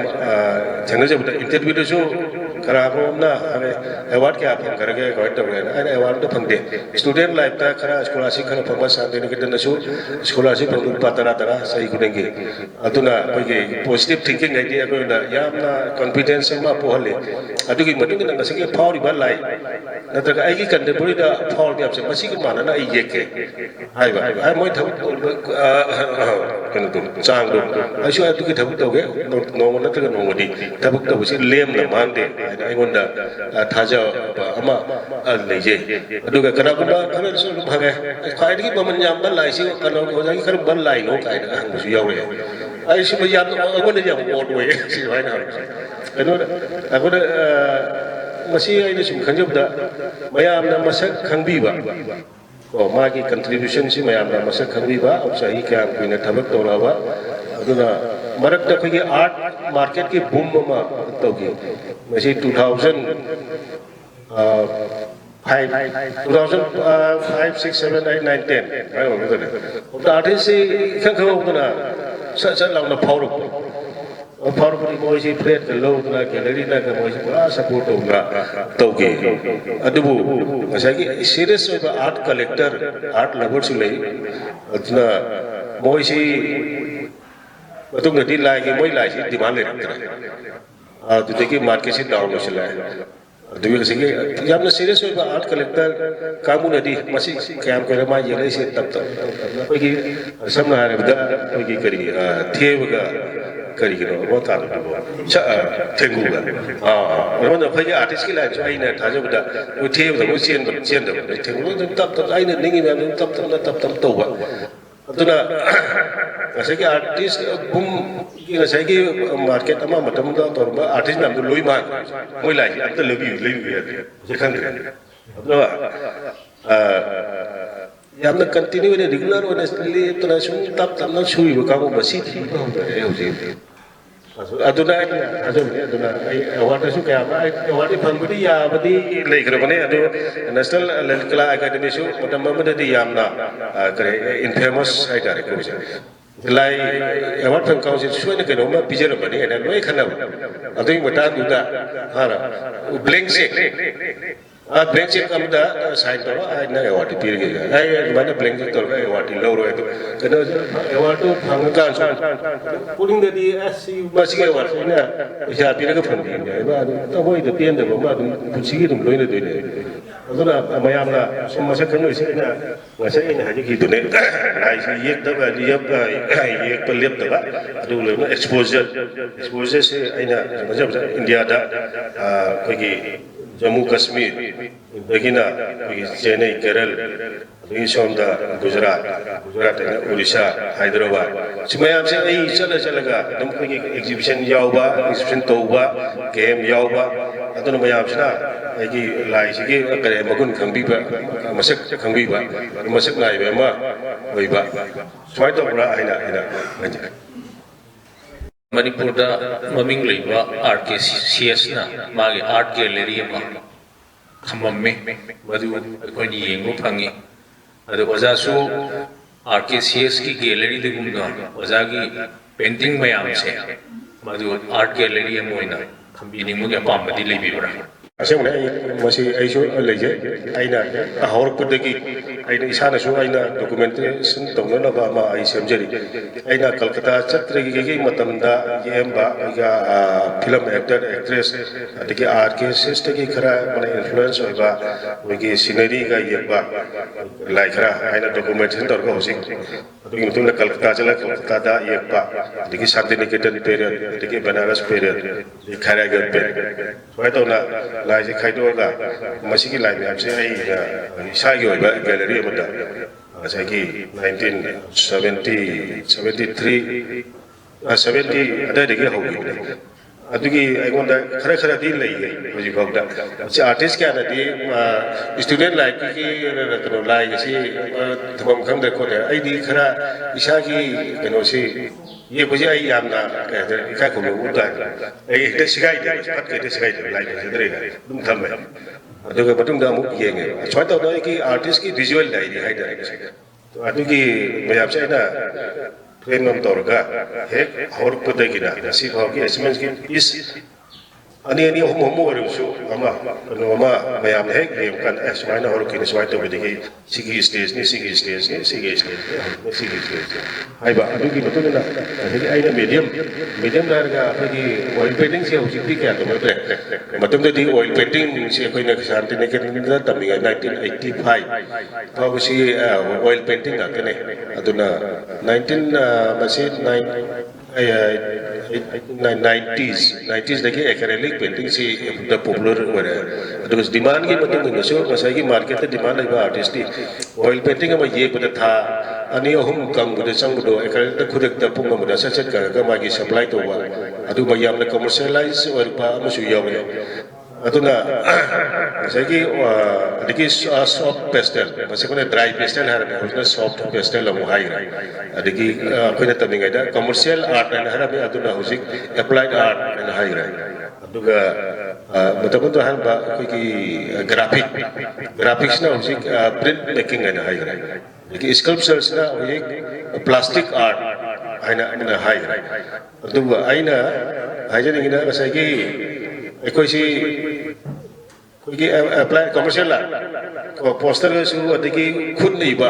हजी कंप्यूटर फोन में आपसे लोई फंगे फोन तो फंगदना खुद ना प्रैक्टिस तौरगा इबू खरा तौदरे सैंपल लेते हाइजरीब अखोगी गैलरी हाइजरी अना हौरपदगी पीस डॉक्यूमेंटेशन तौजनिंगे तौगे खंजरी बोइना है निंगसिंबा ngamba phawda masi class 7-8 tamapda phagi history ki larika tawda phagi nakanda illustration ga yawba adu sumaina larik पापको Lorena आइना नोट तो को कानुदा नाकंदा दु तुगिन तुमिना कॉपी तो युमदि खंदो अदु सबाय बाय तोत्रा अदि लाइ फुजे हुरान लगा तुमिन नंग मांगोन सबायना खैसु मांगोन सबायना संगोय सुले संगोय ते कासिन नाम दगा चलगा तुमिन नगा दम येक कनोदा यामना खगी फैमिली फ्रेंड यामना सपोर्ट तो दे लाइ फुजे यामना खरा गरे खंतना खन कदुदुना ला तंग पाओगे फावना साइनबोर्ड अमा इबिगी नंग दुकान अमा हांगनी अदुना लोरे नत्रगा RKCS ओइना फावबा ngамni ngamoi गाइना अदुमा अमा लेरे अदु आइगी वाखनददि ngसागी अदुगी टारगेट तुमकदि नते RKCS न फावगा मणिपुर द फावबसे नना आर्टिस्ट अमा फावबसे इना मतमनो खंजते इग्नोदा मतमदा खै कलकत्ता दा आर्टिस्ट ओइ मनि मेटि मिजा खै तारा अमु खेंतम अदुगी मौन तनखेब कांगु सिंसु खरमना सेक्रेटरिएट खरमना ꯃꯅꯨꯡꯗ ꯀꯥꯎꯈ꯭ꯔꯦꯅꯦ ꯑꯣꯐꯤꯁꯇ ꯌꯥꯝꯅ ꯑꯥꯔꯠꯀꯤ ꯃꯔꯝꯗꯗꯤ ꯑꯝꯇ ꯇꯧꯗꯦ ꯊꯕꯛꯇꯤ ꯐꯪꯗ꯭ꯔꯦ ꯑꯗꯣ ꯑꯩꯅ ꯈꯟꯖꯕꯗ ꯑꯩ ꯑꯦꯖ ꯑꯦꯟ ꯑꯥꯔꯇꯤꯁ ꯑꯩ ꯃꯁꯛ ꯅꯥꯏꯕ ꯑꯃ ꯑꯣꯏꯒꯦ ꯍꯥꯏꯅ ꯈꯟꯕ ꯑꯗꯨꯅ ꯁꯨꯃꯥꯏꯅ ꯇꯧꯗꯅ ꯍꯨꯔꯥꯟ ꯍꯨꯔꯥꯟꯅ ꯁꯨꯝ ꯌꯦꯛꯂꯛꯄꯗꯒꯤ ꯁꯤꯅꯦꯃꯥꯒꯤ ꯄꯣꯁꯇꯔ ꯃꯌꯥꯝꯁꯦ ꯑꯩ ꯁꯨꯝ ꯌꯦꯛꯑꯒ ꯑꯩꯈꯣꯏꯒꯤ ꯃꯥꯡꯒꯣꯜ ꯁꯨꯃꯥꯏꯅ ꯇꯧꯗꯅ ꯂꯩꯄꯥꯛꯅ ꯇꯧꯕꯅꯤꯀꯣ ꯑꯗꯨ ꯂꯥꯛꯀꯗꯧꯔꯤꯕ ꯐꯤꯂꯝ ꯆꯦ ꯌꯦꯛꯊꯣꯛꯑꯒ ꯐꯂꯥ ꯃꯥꯡꯒꯣꯜꯅ ꯊꯦꯠꯂꯦ ꯁꯨꯃꯥꯏꯅ ꯇꯧꯗꯅ ꯑꯗꯒꯤ ꯐꯤꯂꯝ ꯑꯦꯛꯇ꯭ꯔꯦꯁ ꯑꯩꯅ ꯄꯥꯝꯖꯕ ꯃꯌꯥꯝ ꯈꯔꯅ ꯗꯤꯃꯥꯟ ꯇꯧꯕ ꯁꯨꯝ ꯌꯦꯛ ꯐꯂꯥꯁꯦ ꯄꯨꯊꯅꯤ ꯈꯟꯖꯔꯦ ꯑꯩꯈꯣꯏ ꯀꯩꯅꯣꯁꯦ ꯃꯥꯡꯒꯣꯜꯁꯦ ꯑꯗꯨ ꯂꯝꯕꯤ ꯆꯠꯄ ꯀꯥꯡꯕꯨ ꯃꯌꯥꯝꯁꯨ ꯌꯦꯡꯉꯒ ꯗꯤꯃꯥꯟꯒ ꯇꯧꯔꯛꯄꯁꯨ ꯌꯥꯎꯋꯤ ꯃꯇꯝꯗꯨꯗ ꯑꯩꯈꯣꯏ ꯔꯣꯃꯤꯌꯣ ꯖꯨꯂꯤꯌꯠꯀꯤ ꯄꯤꯛꯆꯔꯁꯤ ꯌꯥꯝ ꯄꯥꯝꯅꯩ ꯃꯇꯝꯗꯨꯗ ꯖꯨꯂꯤꯌꯠꯀꯤ ꯄꯤꯛꯆꯔ 10 ꯍꯦꯟꯅ ꯌꯦꯡꯕꯅꯦꯕ ꯁꯨꯃꯥꯏꯅ ꯇꯧꯗꯅ ꯃꯐꯝ ꯃꯇꯝꯗꯨꯒꯤ ꯃꯇꯨꯡ ꯏꯟꯅ ꯀꯩꯅꯣ ꯌꯦꯛꯄꯗꯣ ꯑꯗꯨꯗ ꯈꯔ ꯑꯩꯈꯣꯏꯒꯤ ꯂꯩꯀꯥꯏꯒꯤ ꯁ꯭ꯀꯣꯂꯥꯔ ꯑꯣꯏꯕ ꯀꯥꯡꯕꯨ ꯈꯔꯅꯗꯤ ꯍꯥꯏꯕ꯭ꯔꯦ ꯅꯪ ꯑꯐꯥꯎꯕ ꯑꯃ ꯑꯣꯏꯒꯦ ꯍꯥꯏꯕ ꯇꯥꯔꯒꯗꯤ ꯅꯪ ꯑꯥꯔꯠ ꯀꯣꯂꯦꯖꯇ ꯆꯠꯂꯨ ꯑꯥꯔꯠ ꯃꯅꯤꯁꯤꯗ ꯇꯝꯒꯅꯨ ꯃꯄꯥꯟꯗ ꯇꯝꯃꯨ ꯍꯥꯏꯅ ꯑꯗꯨꯃꯥꯏꯅ ꯊꯣꯛꯂꯛꯈꯤꯕꯅꯦ ꯑꯗꯨꯒ ꯑꯇꯣꯞꯄ ꯀꯣꯏꯁꯟ ꯑꯃꯅ ꯌꯥꯅꯤ ꯆꯪꯕꯤꯔꯣ ꯑꯩꯈꯣꯏ ꯇꯨꯔꯤꯁꯁꯤꯡꯁꯤꯅ ꯂꯥꯛꯀꯥꯟꯗꯀꯣ ꯑꯩꯈꯣꯏꯒꯤ ꯈ꯭ꯋꯥꯏꯗꯒꯤ ꯄꯥꯝꯕ ꯅꯦꯆꯔꯦꯜꯗ ꯄꯥꯝꯕ ꯃꯣꯏꯗ ꯃꯤ ꯑꯃ ꯂꯩꯗꯅ ꯑꯗꯨꯒꯤ ꯑꯄꯥꯝꯕ ꯀꯩꯅꯣꯅꯦ ꯃꯁꯤ ꯀꯅꯥꯒꯨꯝꯕꯅ ꯑꯩꯈꯣꯏ ꯀꯃꯤꯁꯟ ꯋꯥꯔꯛꯁꯨ ꯍꯥꯏ ꯅꯠꯇ꯭ꯔꯒ ꯑꯣꯟ ꯗꯤꯃꯥꯟꯗ ꯌꯦꯛꯅꯕꯁꯨ ꯌꯥꯎꯋꯤ ꯁꯝꯅ ꯍꯥꯏꯔꯕꯗ ꯑꯩꯅ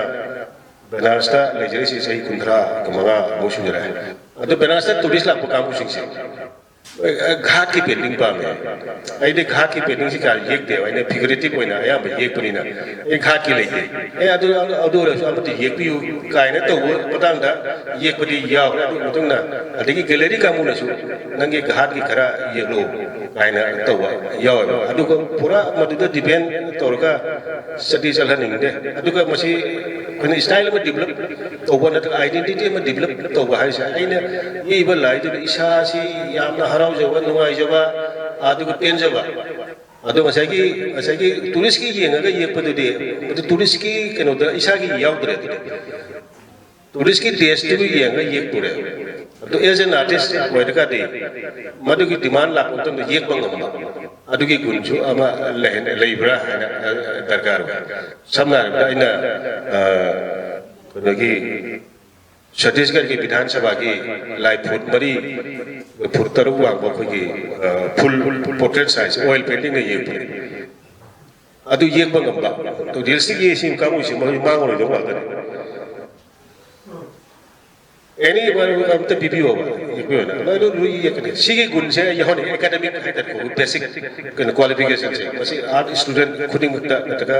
होय हाउ लइबा खुदिंग मत बस अदु में एक्सरसाइज तोवा याम दरकार होय अदु का आर्ट के लक्ष्मण कार्टूनिस्ट अफाउ दो मा जो आई ऑन द स्पॉट स्केच तो हौजिबो लेते लेडी लेगिद्रे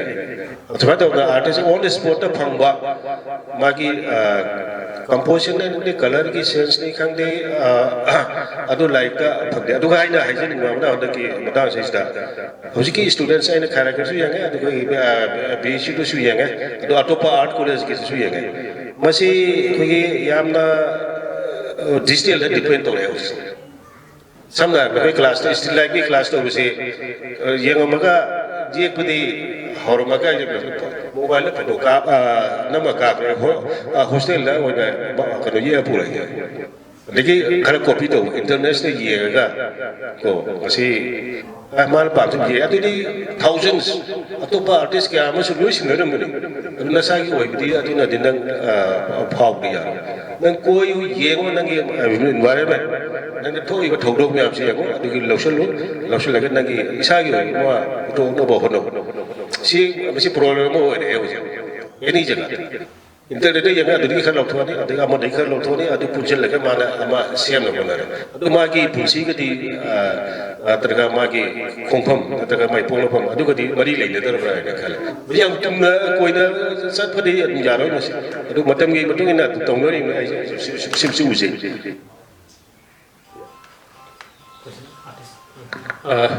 याम नुंगाइजै कोगी ngasiगी थौरमसी मखा सथगदब थौरमसु लेबनिना कोगी ओजाना ओजागे असिनब मतम मयाम म काइफुपिरगा ओजागी असिन मत मयाम अमु काइथोक नसीगी इंटरेक्शन सेशन से सरुप याबिरबा अदुगा मथंग चहीदा अखोगी अमरजितना पांथोकदबा सुगुंबा आर्ट एग्जिबिशन सिदा अखोगी आर्टिस्ट सिंह इबलाई सिंह अखोगी राइटर सिंह यंगलगा राइटर सिंह थमोइद करी फाउरप हाइबदुगी वखलोंदो फोंदोकनरगा अखोगी वरिंग खंदे वरि मचा खंदे मदु इननबुगी तंजा अमन लौसी अदुगी मतुंगदा कोई इंटरेक्शन सेशन सी मोंग ताना पुंफान सिनबा ngamba मदुगी थौसिल अमा कोई मथंगदा येंगसी याम नुवाइजै ओजाना ngasi मन याम लव वफम मयाम अमसु ताकपिरे अदु मथंगी प्रोग्राम सु लेबलिना कोई अरोय बोइना लेंसिन बिरइबा आर्टिस्ट सिना हंगनि बुवा हंगसिना ngasi इंटरेक्शन प्रोग्राम सि अरोय सु वर्षि सिगी कालेन आर्ट एग्जिबिशन सिगी खदोंग साबा लबजरगा यो लपरनांदा आई खंजनिंगबा अमतंग वाहंग अमतंग थमजगे अइना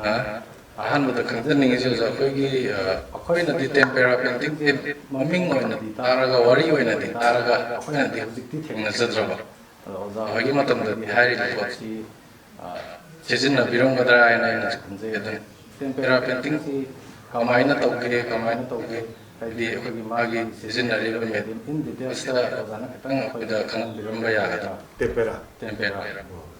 मतुंदा अनि सोबोइना आई बसिंगदा हाइता आई वारी बिजिंगदा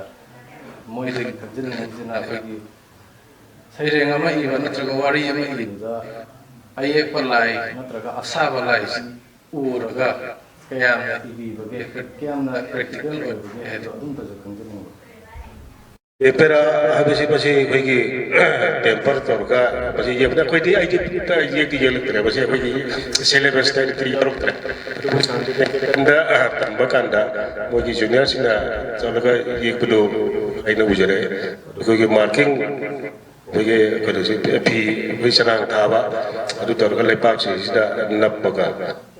कोई ब्राउन पेपर ना टेप तौरका तो आर्ट कलर है आर्ट कलर कोई सबना अपना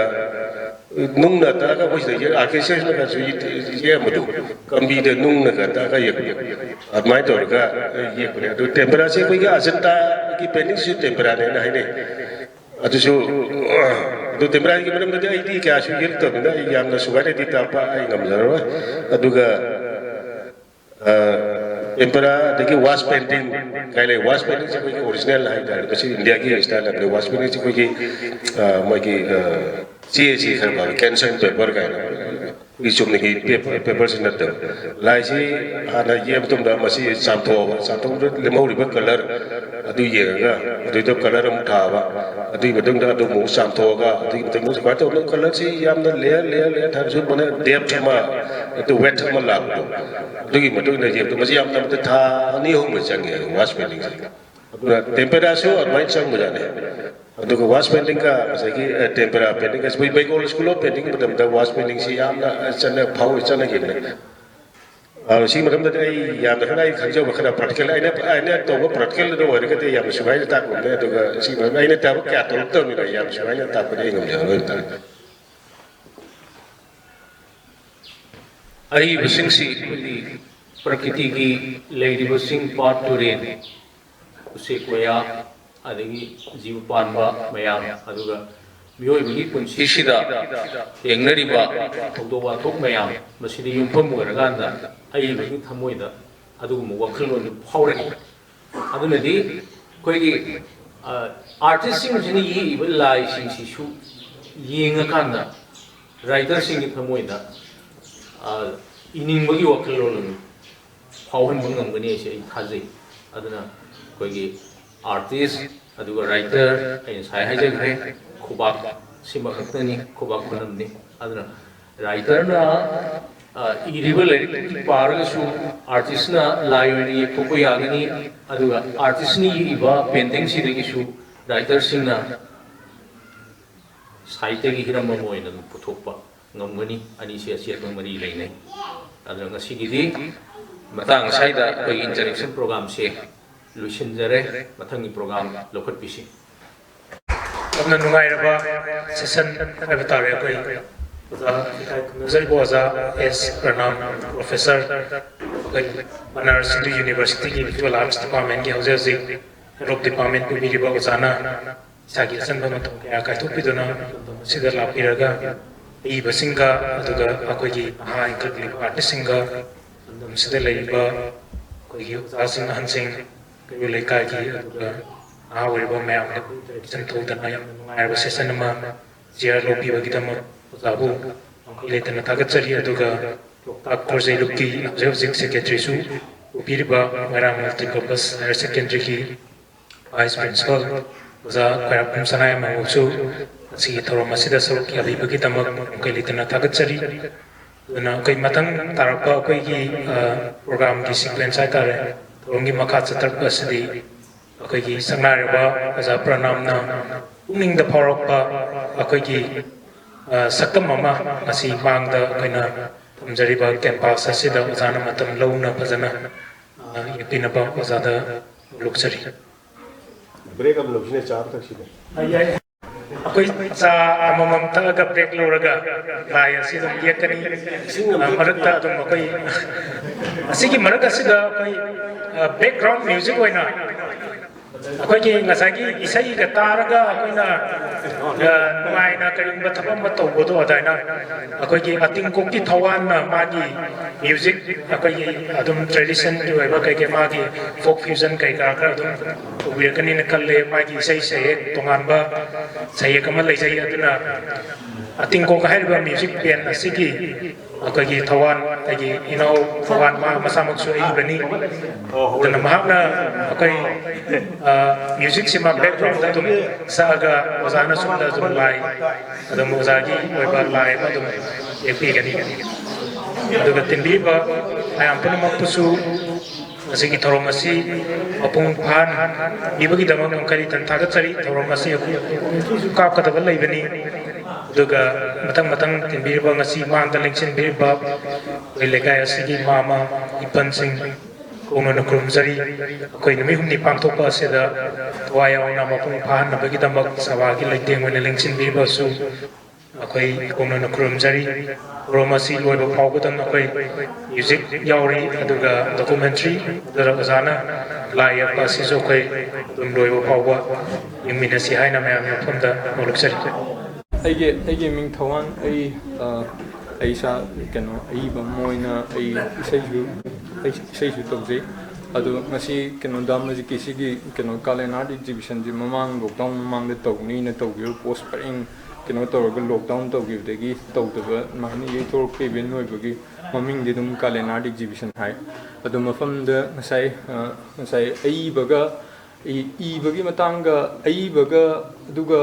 lai yekpa maga kadai fabu mari leina ba yage do ngasai ki kano discussion da nungai gi haire ai bana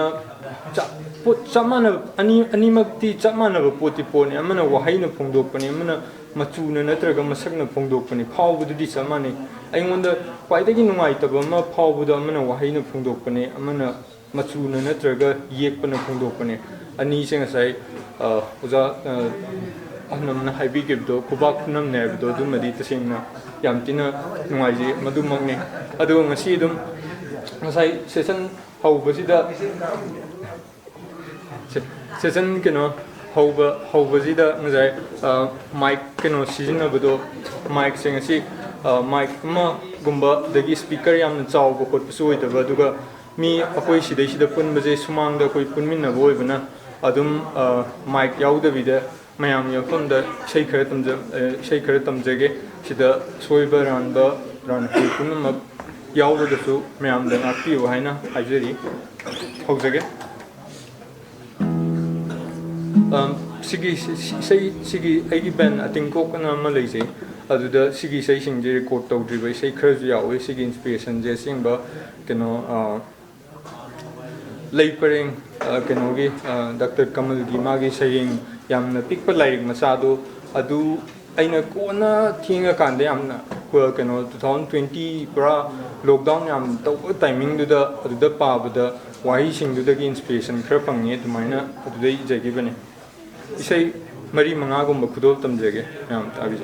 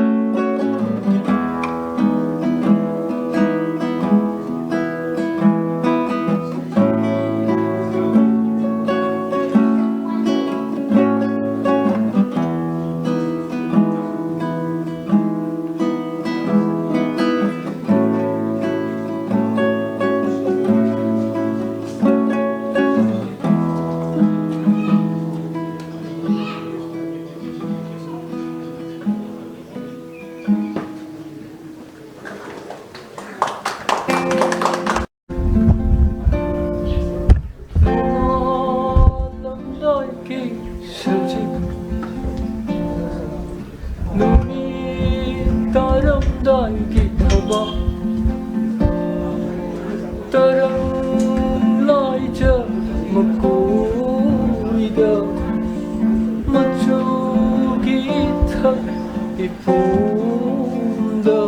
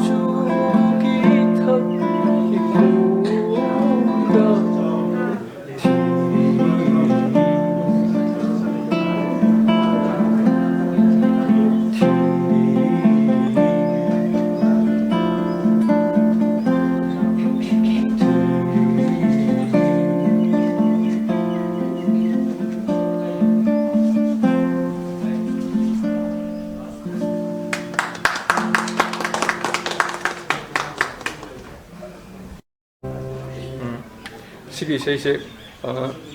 ena say maming di lumang sambun naina kina towe sigi say pena sak pasing na ahan da say hoina sak pai say matik tune oda chaubi gi magi like pena anu gi like tagi aina adu de inspiration lagjaga amuk keno amuk semgat jaga wahi sing lagthoga maina semgat jabane ai sana pena tamba pena khomba chalingai matamda aduda wahi singdu thingnabdagi maina lokhatchabane isai lumang sambunna ko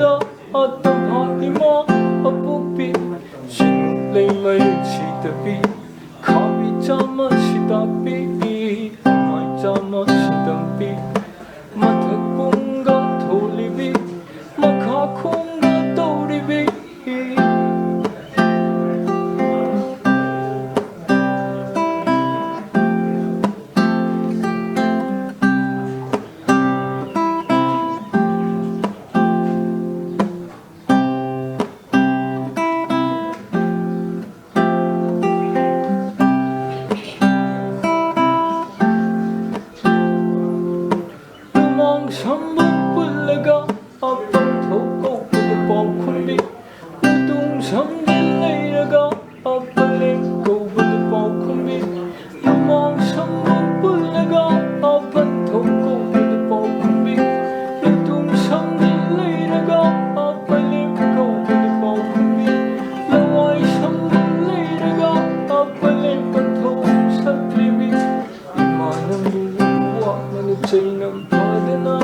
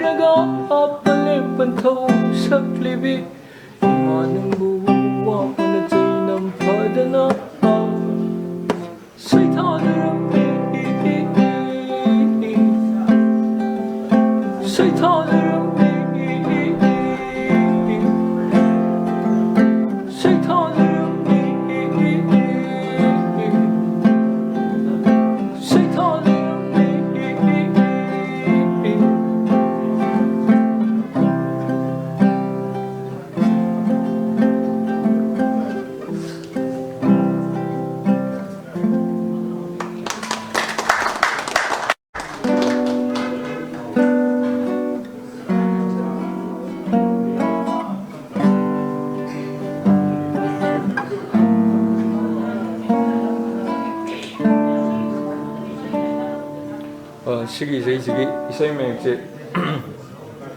그노다 이바 그노도 tabsana di kau thokre khomjan ba manipuri se yang lai tagi angan ba yuk na lak jing ai ne yaw ba line amani अदुगी inspiration दुदे अइना नाकेन थागे अयुकना लाक्त्रिङैना अदुमाइना ओंथोकपनि इसे ममी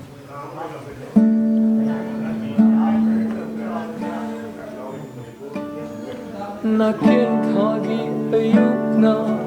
लाक्त्रिङै मनिङ तमना तूफान खपना पाइरी मंगला मपई उलाम थागी अचिक्वा लंबीदा नंगी नपाव Madan मपाव तमली नोंमा तोंदा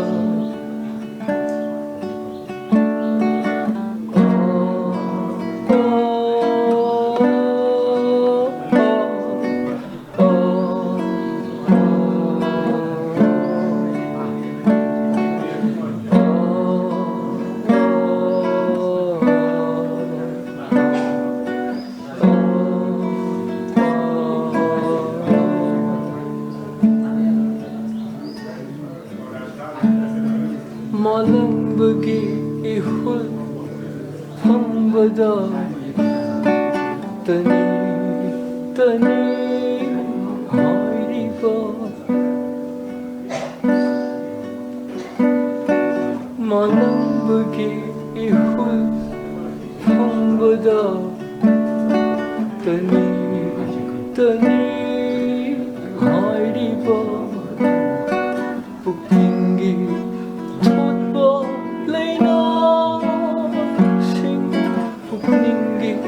Athupa mafamda Pupingi Thotpa Leina Sing Pupningi Athupa mafamda Manda Mapanay daba Taiwangi Phajaba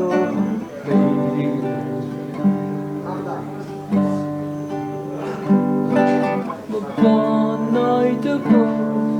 Taiwangi phajaba hairi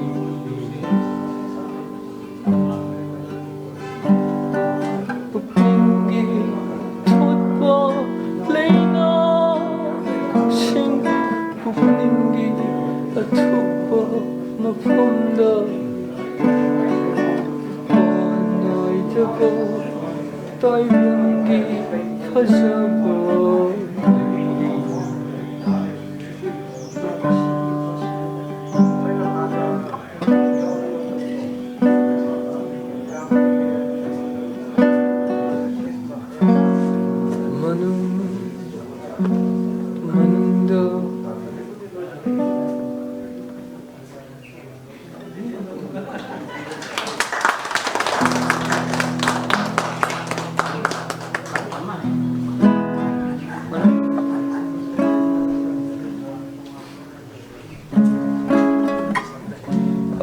ngasi keno ngasi event puzik chathari ba keno jida amtang ingsing sum nangoi sei sakpadi aigi marup singi mamangda natraga aigi keno akoiga chahi manaba group admaina punbagi mamangda sakpani ngasi di idogumba ahan adagi pabung sing adu marup sing loinamak pulak yawba mafam mamawai aduda mayam gi mafamda keno saruk yaba mukpang baje amgen nuai fauze isai maming arubana mataida si sakcharaga ai ngasi keno je lusin jega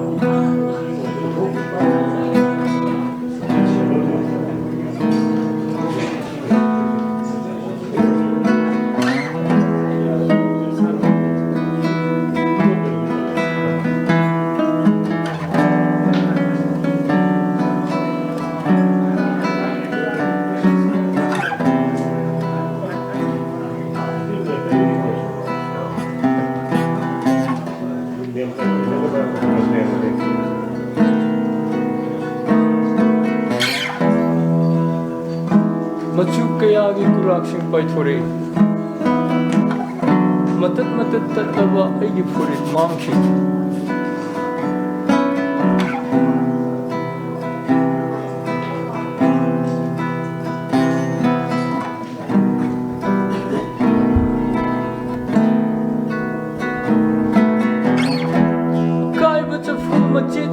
marakta mapung phadaba aigi saktam machet machet machet machet machet machet machet machet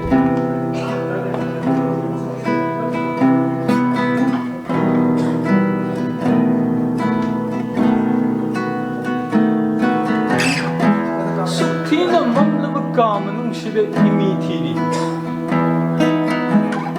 langtrit lang laga hongkong amubigi mamit na chingsilli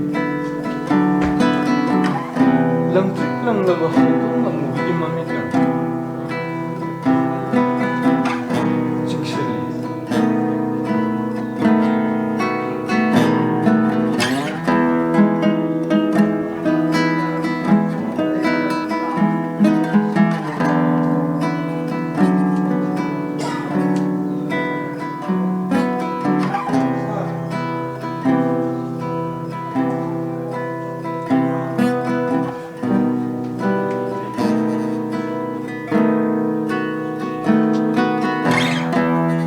Terminali sinanguina kusumnaduna Tau terminali sinanguina kusumnaduna Tau terminali sinanguina kusumnaduna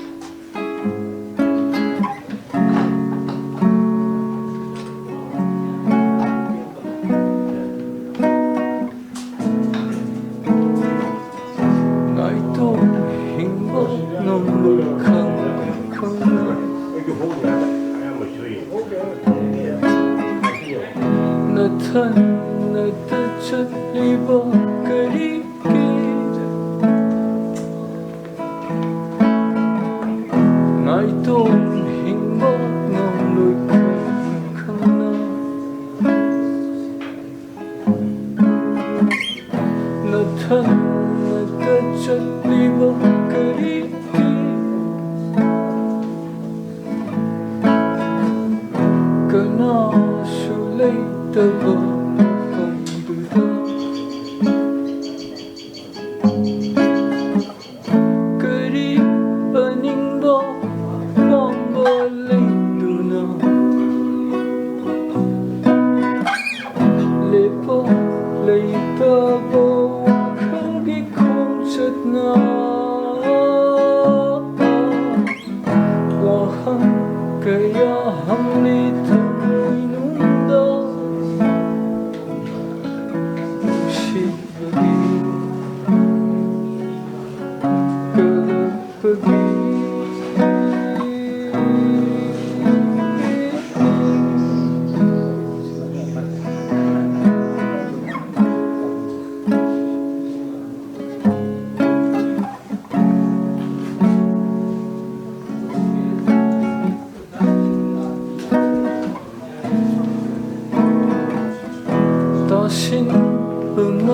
ꯂꯔꯨꯗꯕ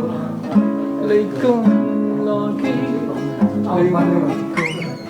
ꯃꯆꯣꯏ ꯇꯥꯔꯤꯕ ꯀꯔꯤꯒꯤ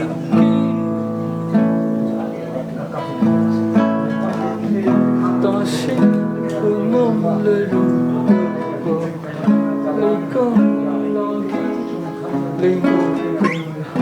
मचोई तारीब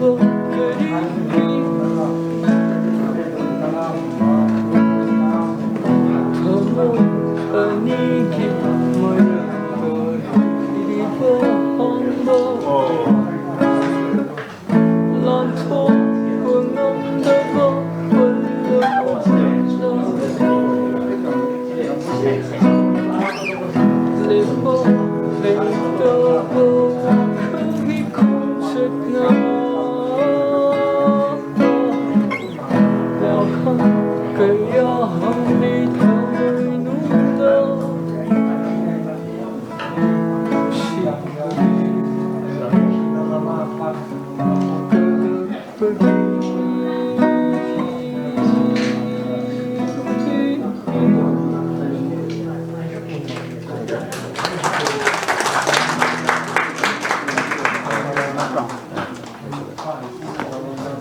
Thagatsari,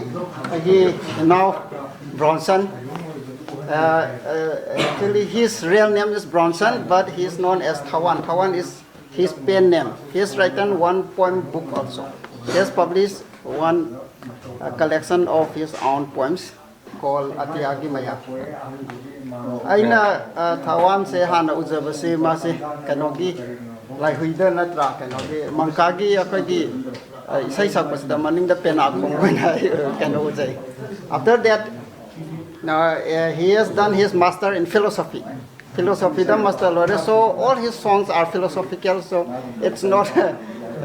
like just like modern songs. It's very philosophical. All his wordings and so on. I think he is the main vocalist.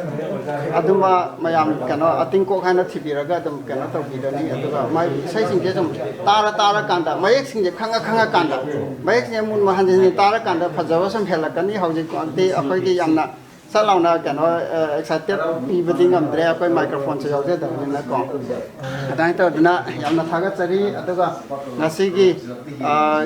isai lang thokpi gi ba Thawan bu अखोगी Loktak फोक लोर museum की अखोगी founder मरुप तोंग्रम अमरजिना कैनो miniature art अमखतन gift तौबिने है अमर please founder of the Loktak Folk Lore Museum, my friend Marup Amarjit will present one. Thawan se iba lagi sitana lapidana. I came to Pininga like Jaina miniature painting Matamaga. So Tokjone Tarisi miniature painting as a token of love to my brother. I'm presenting this one to him. And this is our catalog in Masam Punjabani. The Yamawari Thawan I say Yama Kwegi Aziki Admiro Nadi Dumpam Navai. अदुगा अखोगी ममांगी अहनसिंग हाइतारेको अहनसिंग नबदी क्या ताबदा खितंग नुंगाई बसु वलम बदी है अदु अखोइनदी ताबदा इसै हाइसि loan खंद्रगसु थमोइदा नुंगाइबा कनोमा rhythm अमा फावरगदि मदु नुंगाइबा इसै नेना दम लौजबा अदु मागी मोगी अनौबा अजि म्यूजिक बैंड मैम हम लई अखोगी कल्चर दे हम rotate ओइबा हाइतारे अदुगुंबा अतिंगकोक अखोइना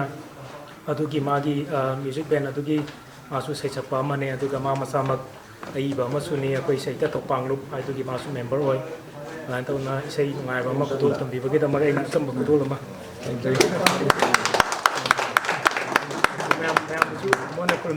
This miniature painting is painted by my friend himself.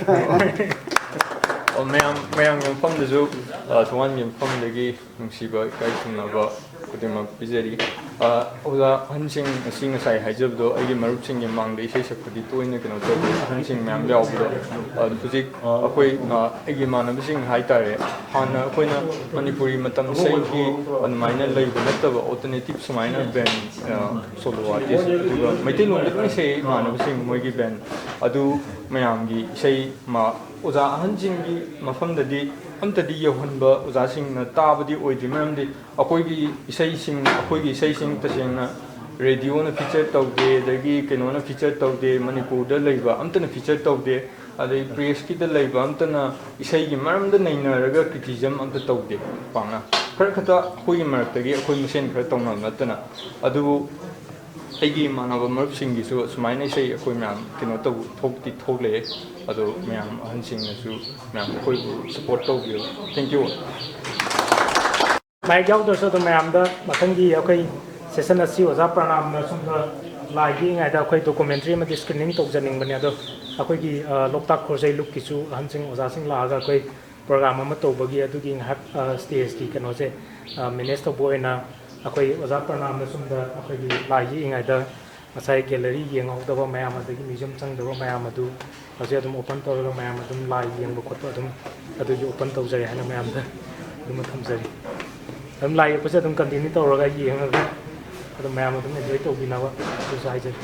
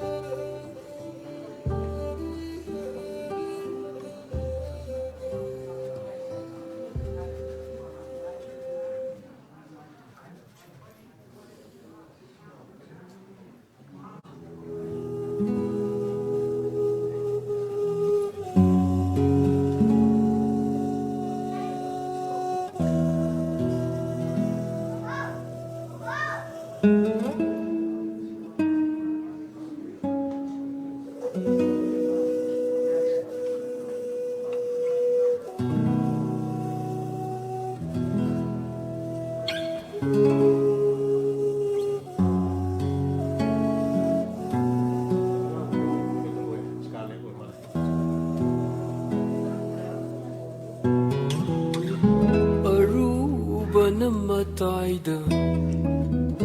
Aneiba Namayida Chiliba Niche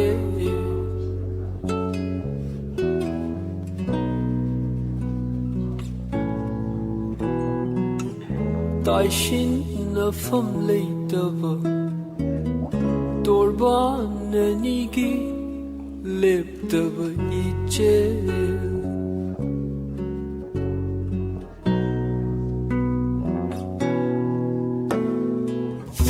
Marol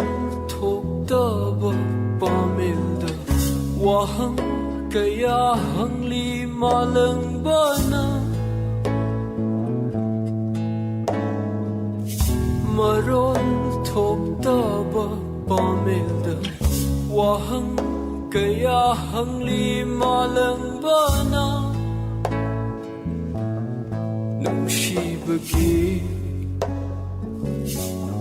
Kalapagi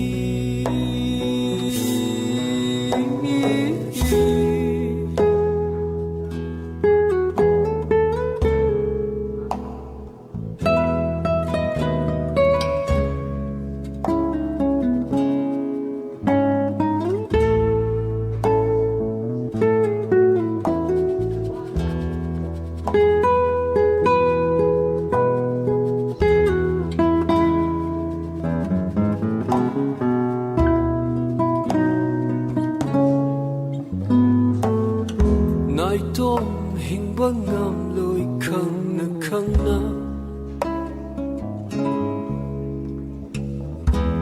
than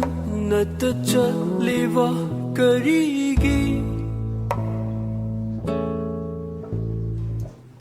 nai tom hingbang ngam loi khang na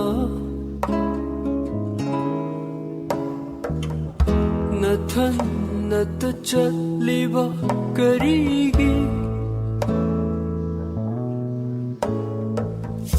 kanasu leitaba mafamduda kari aningba apamba leiduna lepa leitaba wakhalgi khongchatna wahang kaya hangli thamoy nungda nushibagi kalakpagi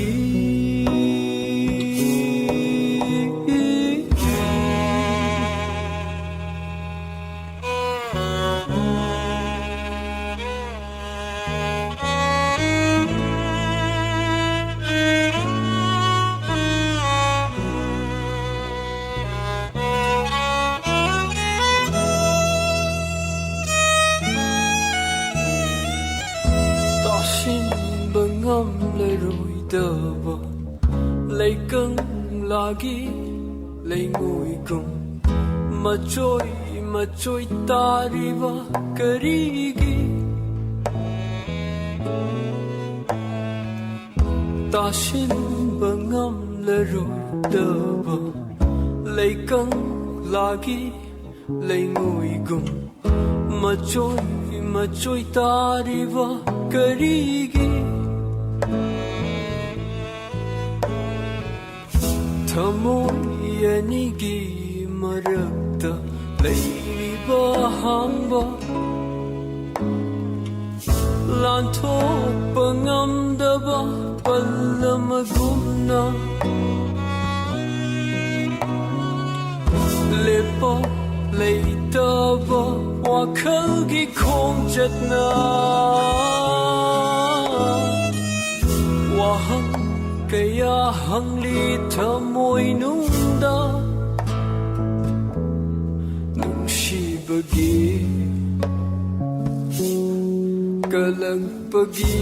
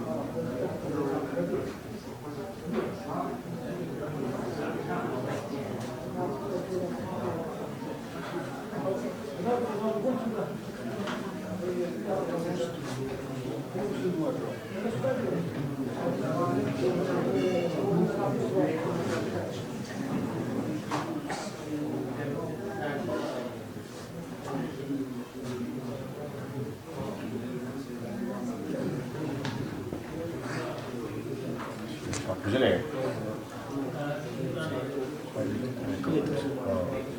이건 넘어야 되는데 너무나 저 지금 저기 사이 실래 그건 봐야 돼.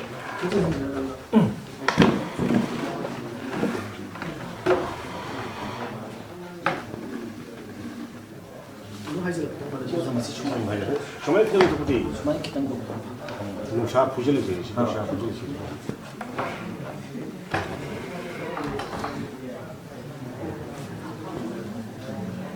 맞겠죠?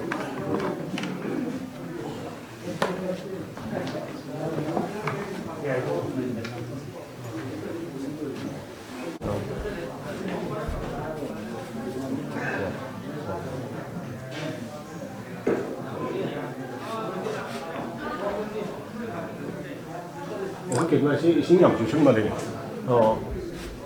ꯑꯗꯨꯗꯤ ꯑꯍꯥꯟꯕ ꯖꯦꯁꯣ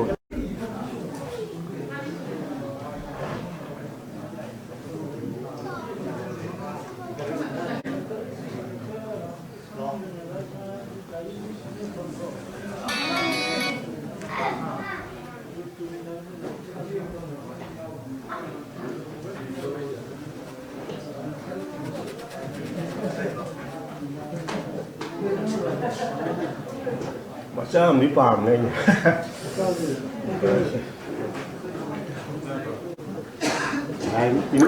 Pinung matang ya itu. Sebenarnya ada. Lei tu dia pun tahu tu. Sebenarnya dia letter aja tu nak kena berasa tak. Sang ba. Lihat dia number name plate itu dia.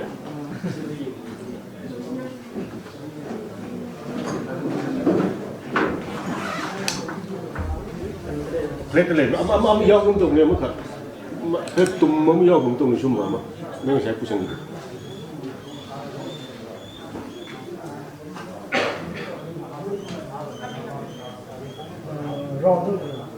Plate tam tum tangkai tum am yang untuk ni, plate tak. Si sintetik sih ada macam. Ada ya.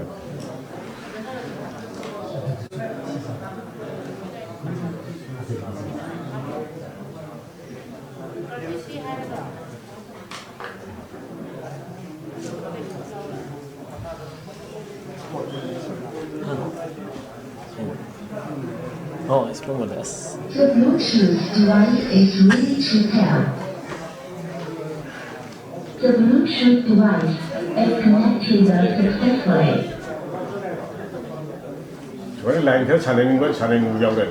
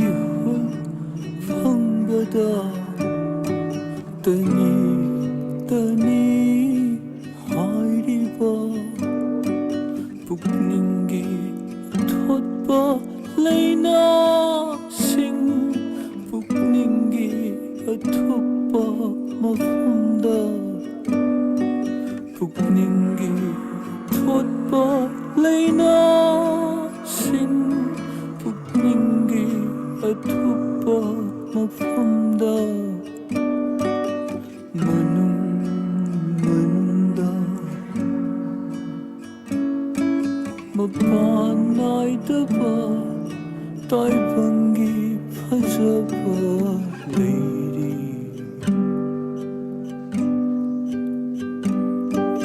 मपानाई दबा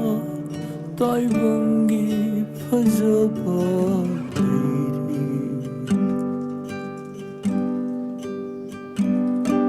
पुकनिंगी थोटबा लेना सिंह पुकनिंगी अथुपा मफमदा मपानाई दबा ताइबंगी फजबा लेरी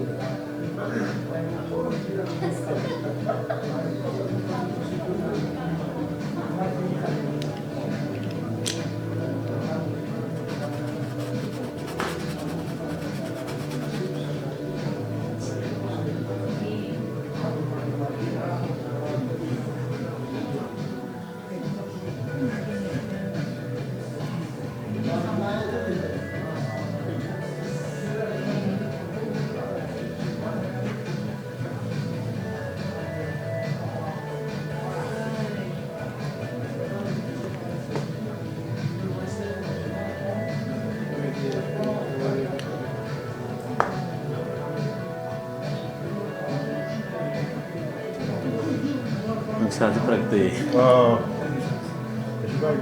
Năm như là injection mới cả. Dùng chân đi ăn. Cái tùng đi ăn dùng sẵn ăn mình biết đó.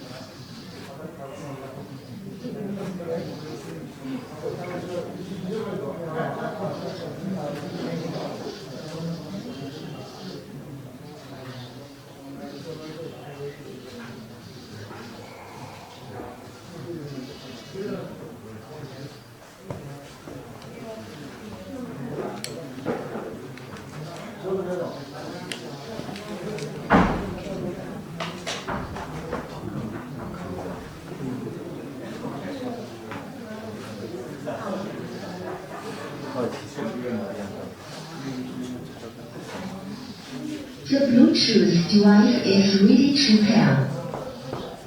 The Bluetooth device is connected successfully.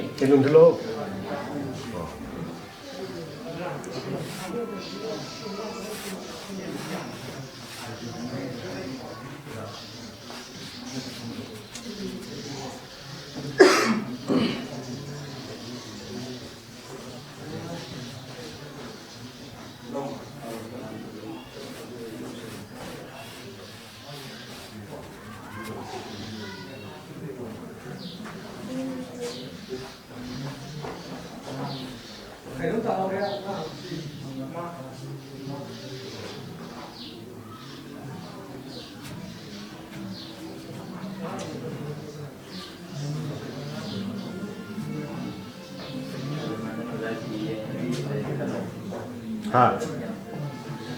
thấy rất nhiều rồi đó, cô tôi cũng như vậy nó với cô kia mà liền.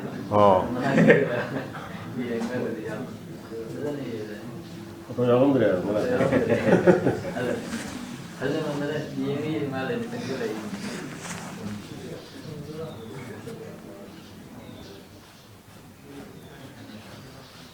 The Bluetooth device is ready to pair.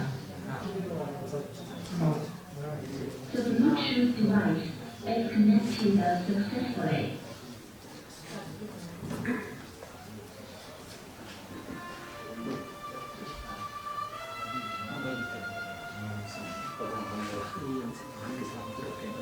hôm nay chụp bài rất sáng nổi ngoài này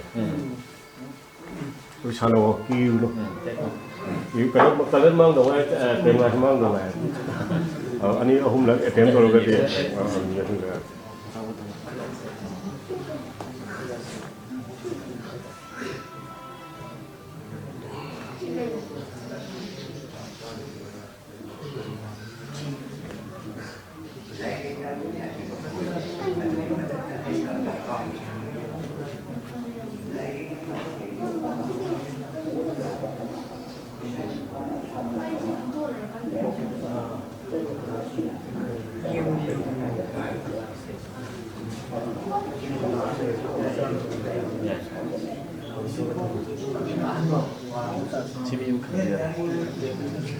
Ya, saya tutup lagi. Saya tutup lagi tu.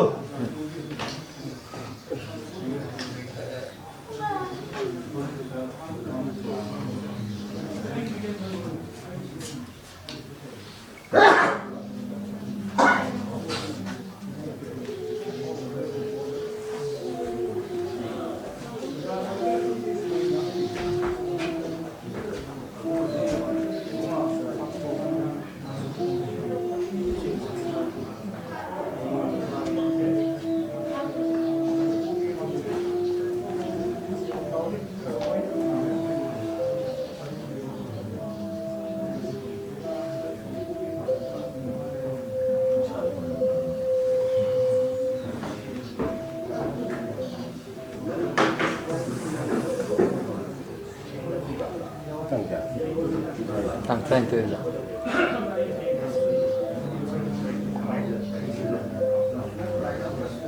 Yang ngasih tag je pasal ini. Tuan kata ni apa? Mana mana?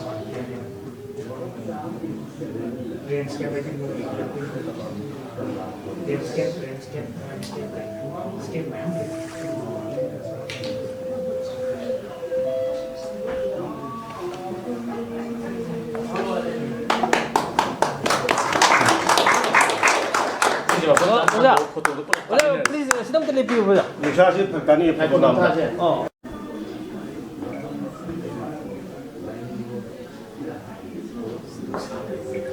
Kena aina siapa kanone kena takilai. Takilai ni ada segi katalog ni ada beri. Macam sang na memang sewa tu ni. Thank you so much.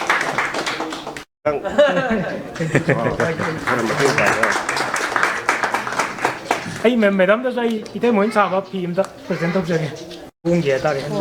Thank you, madam.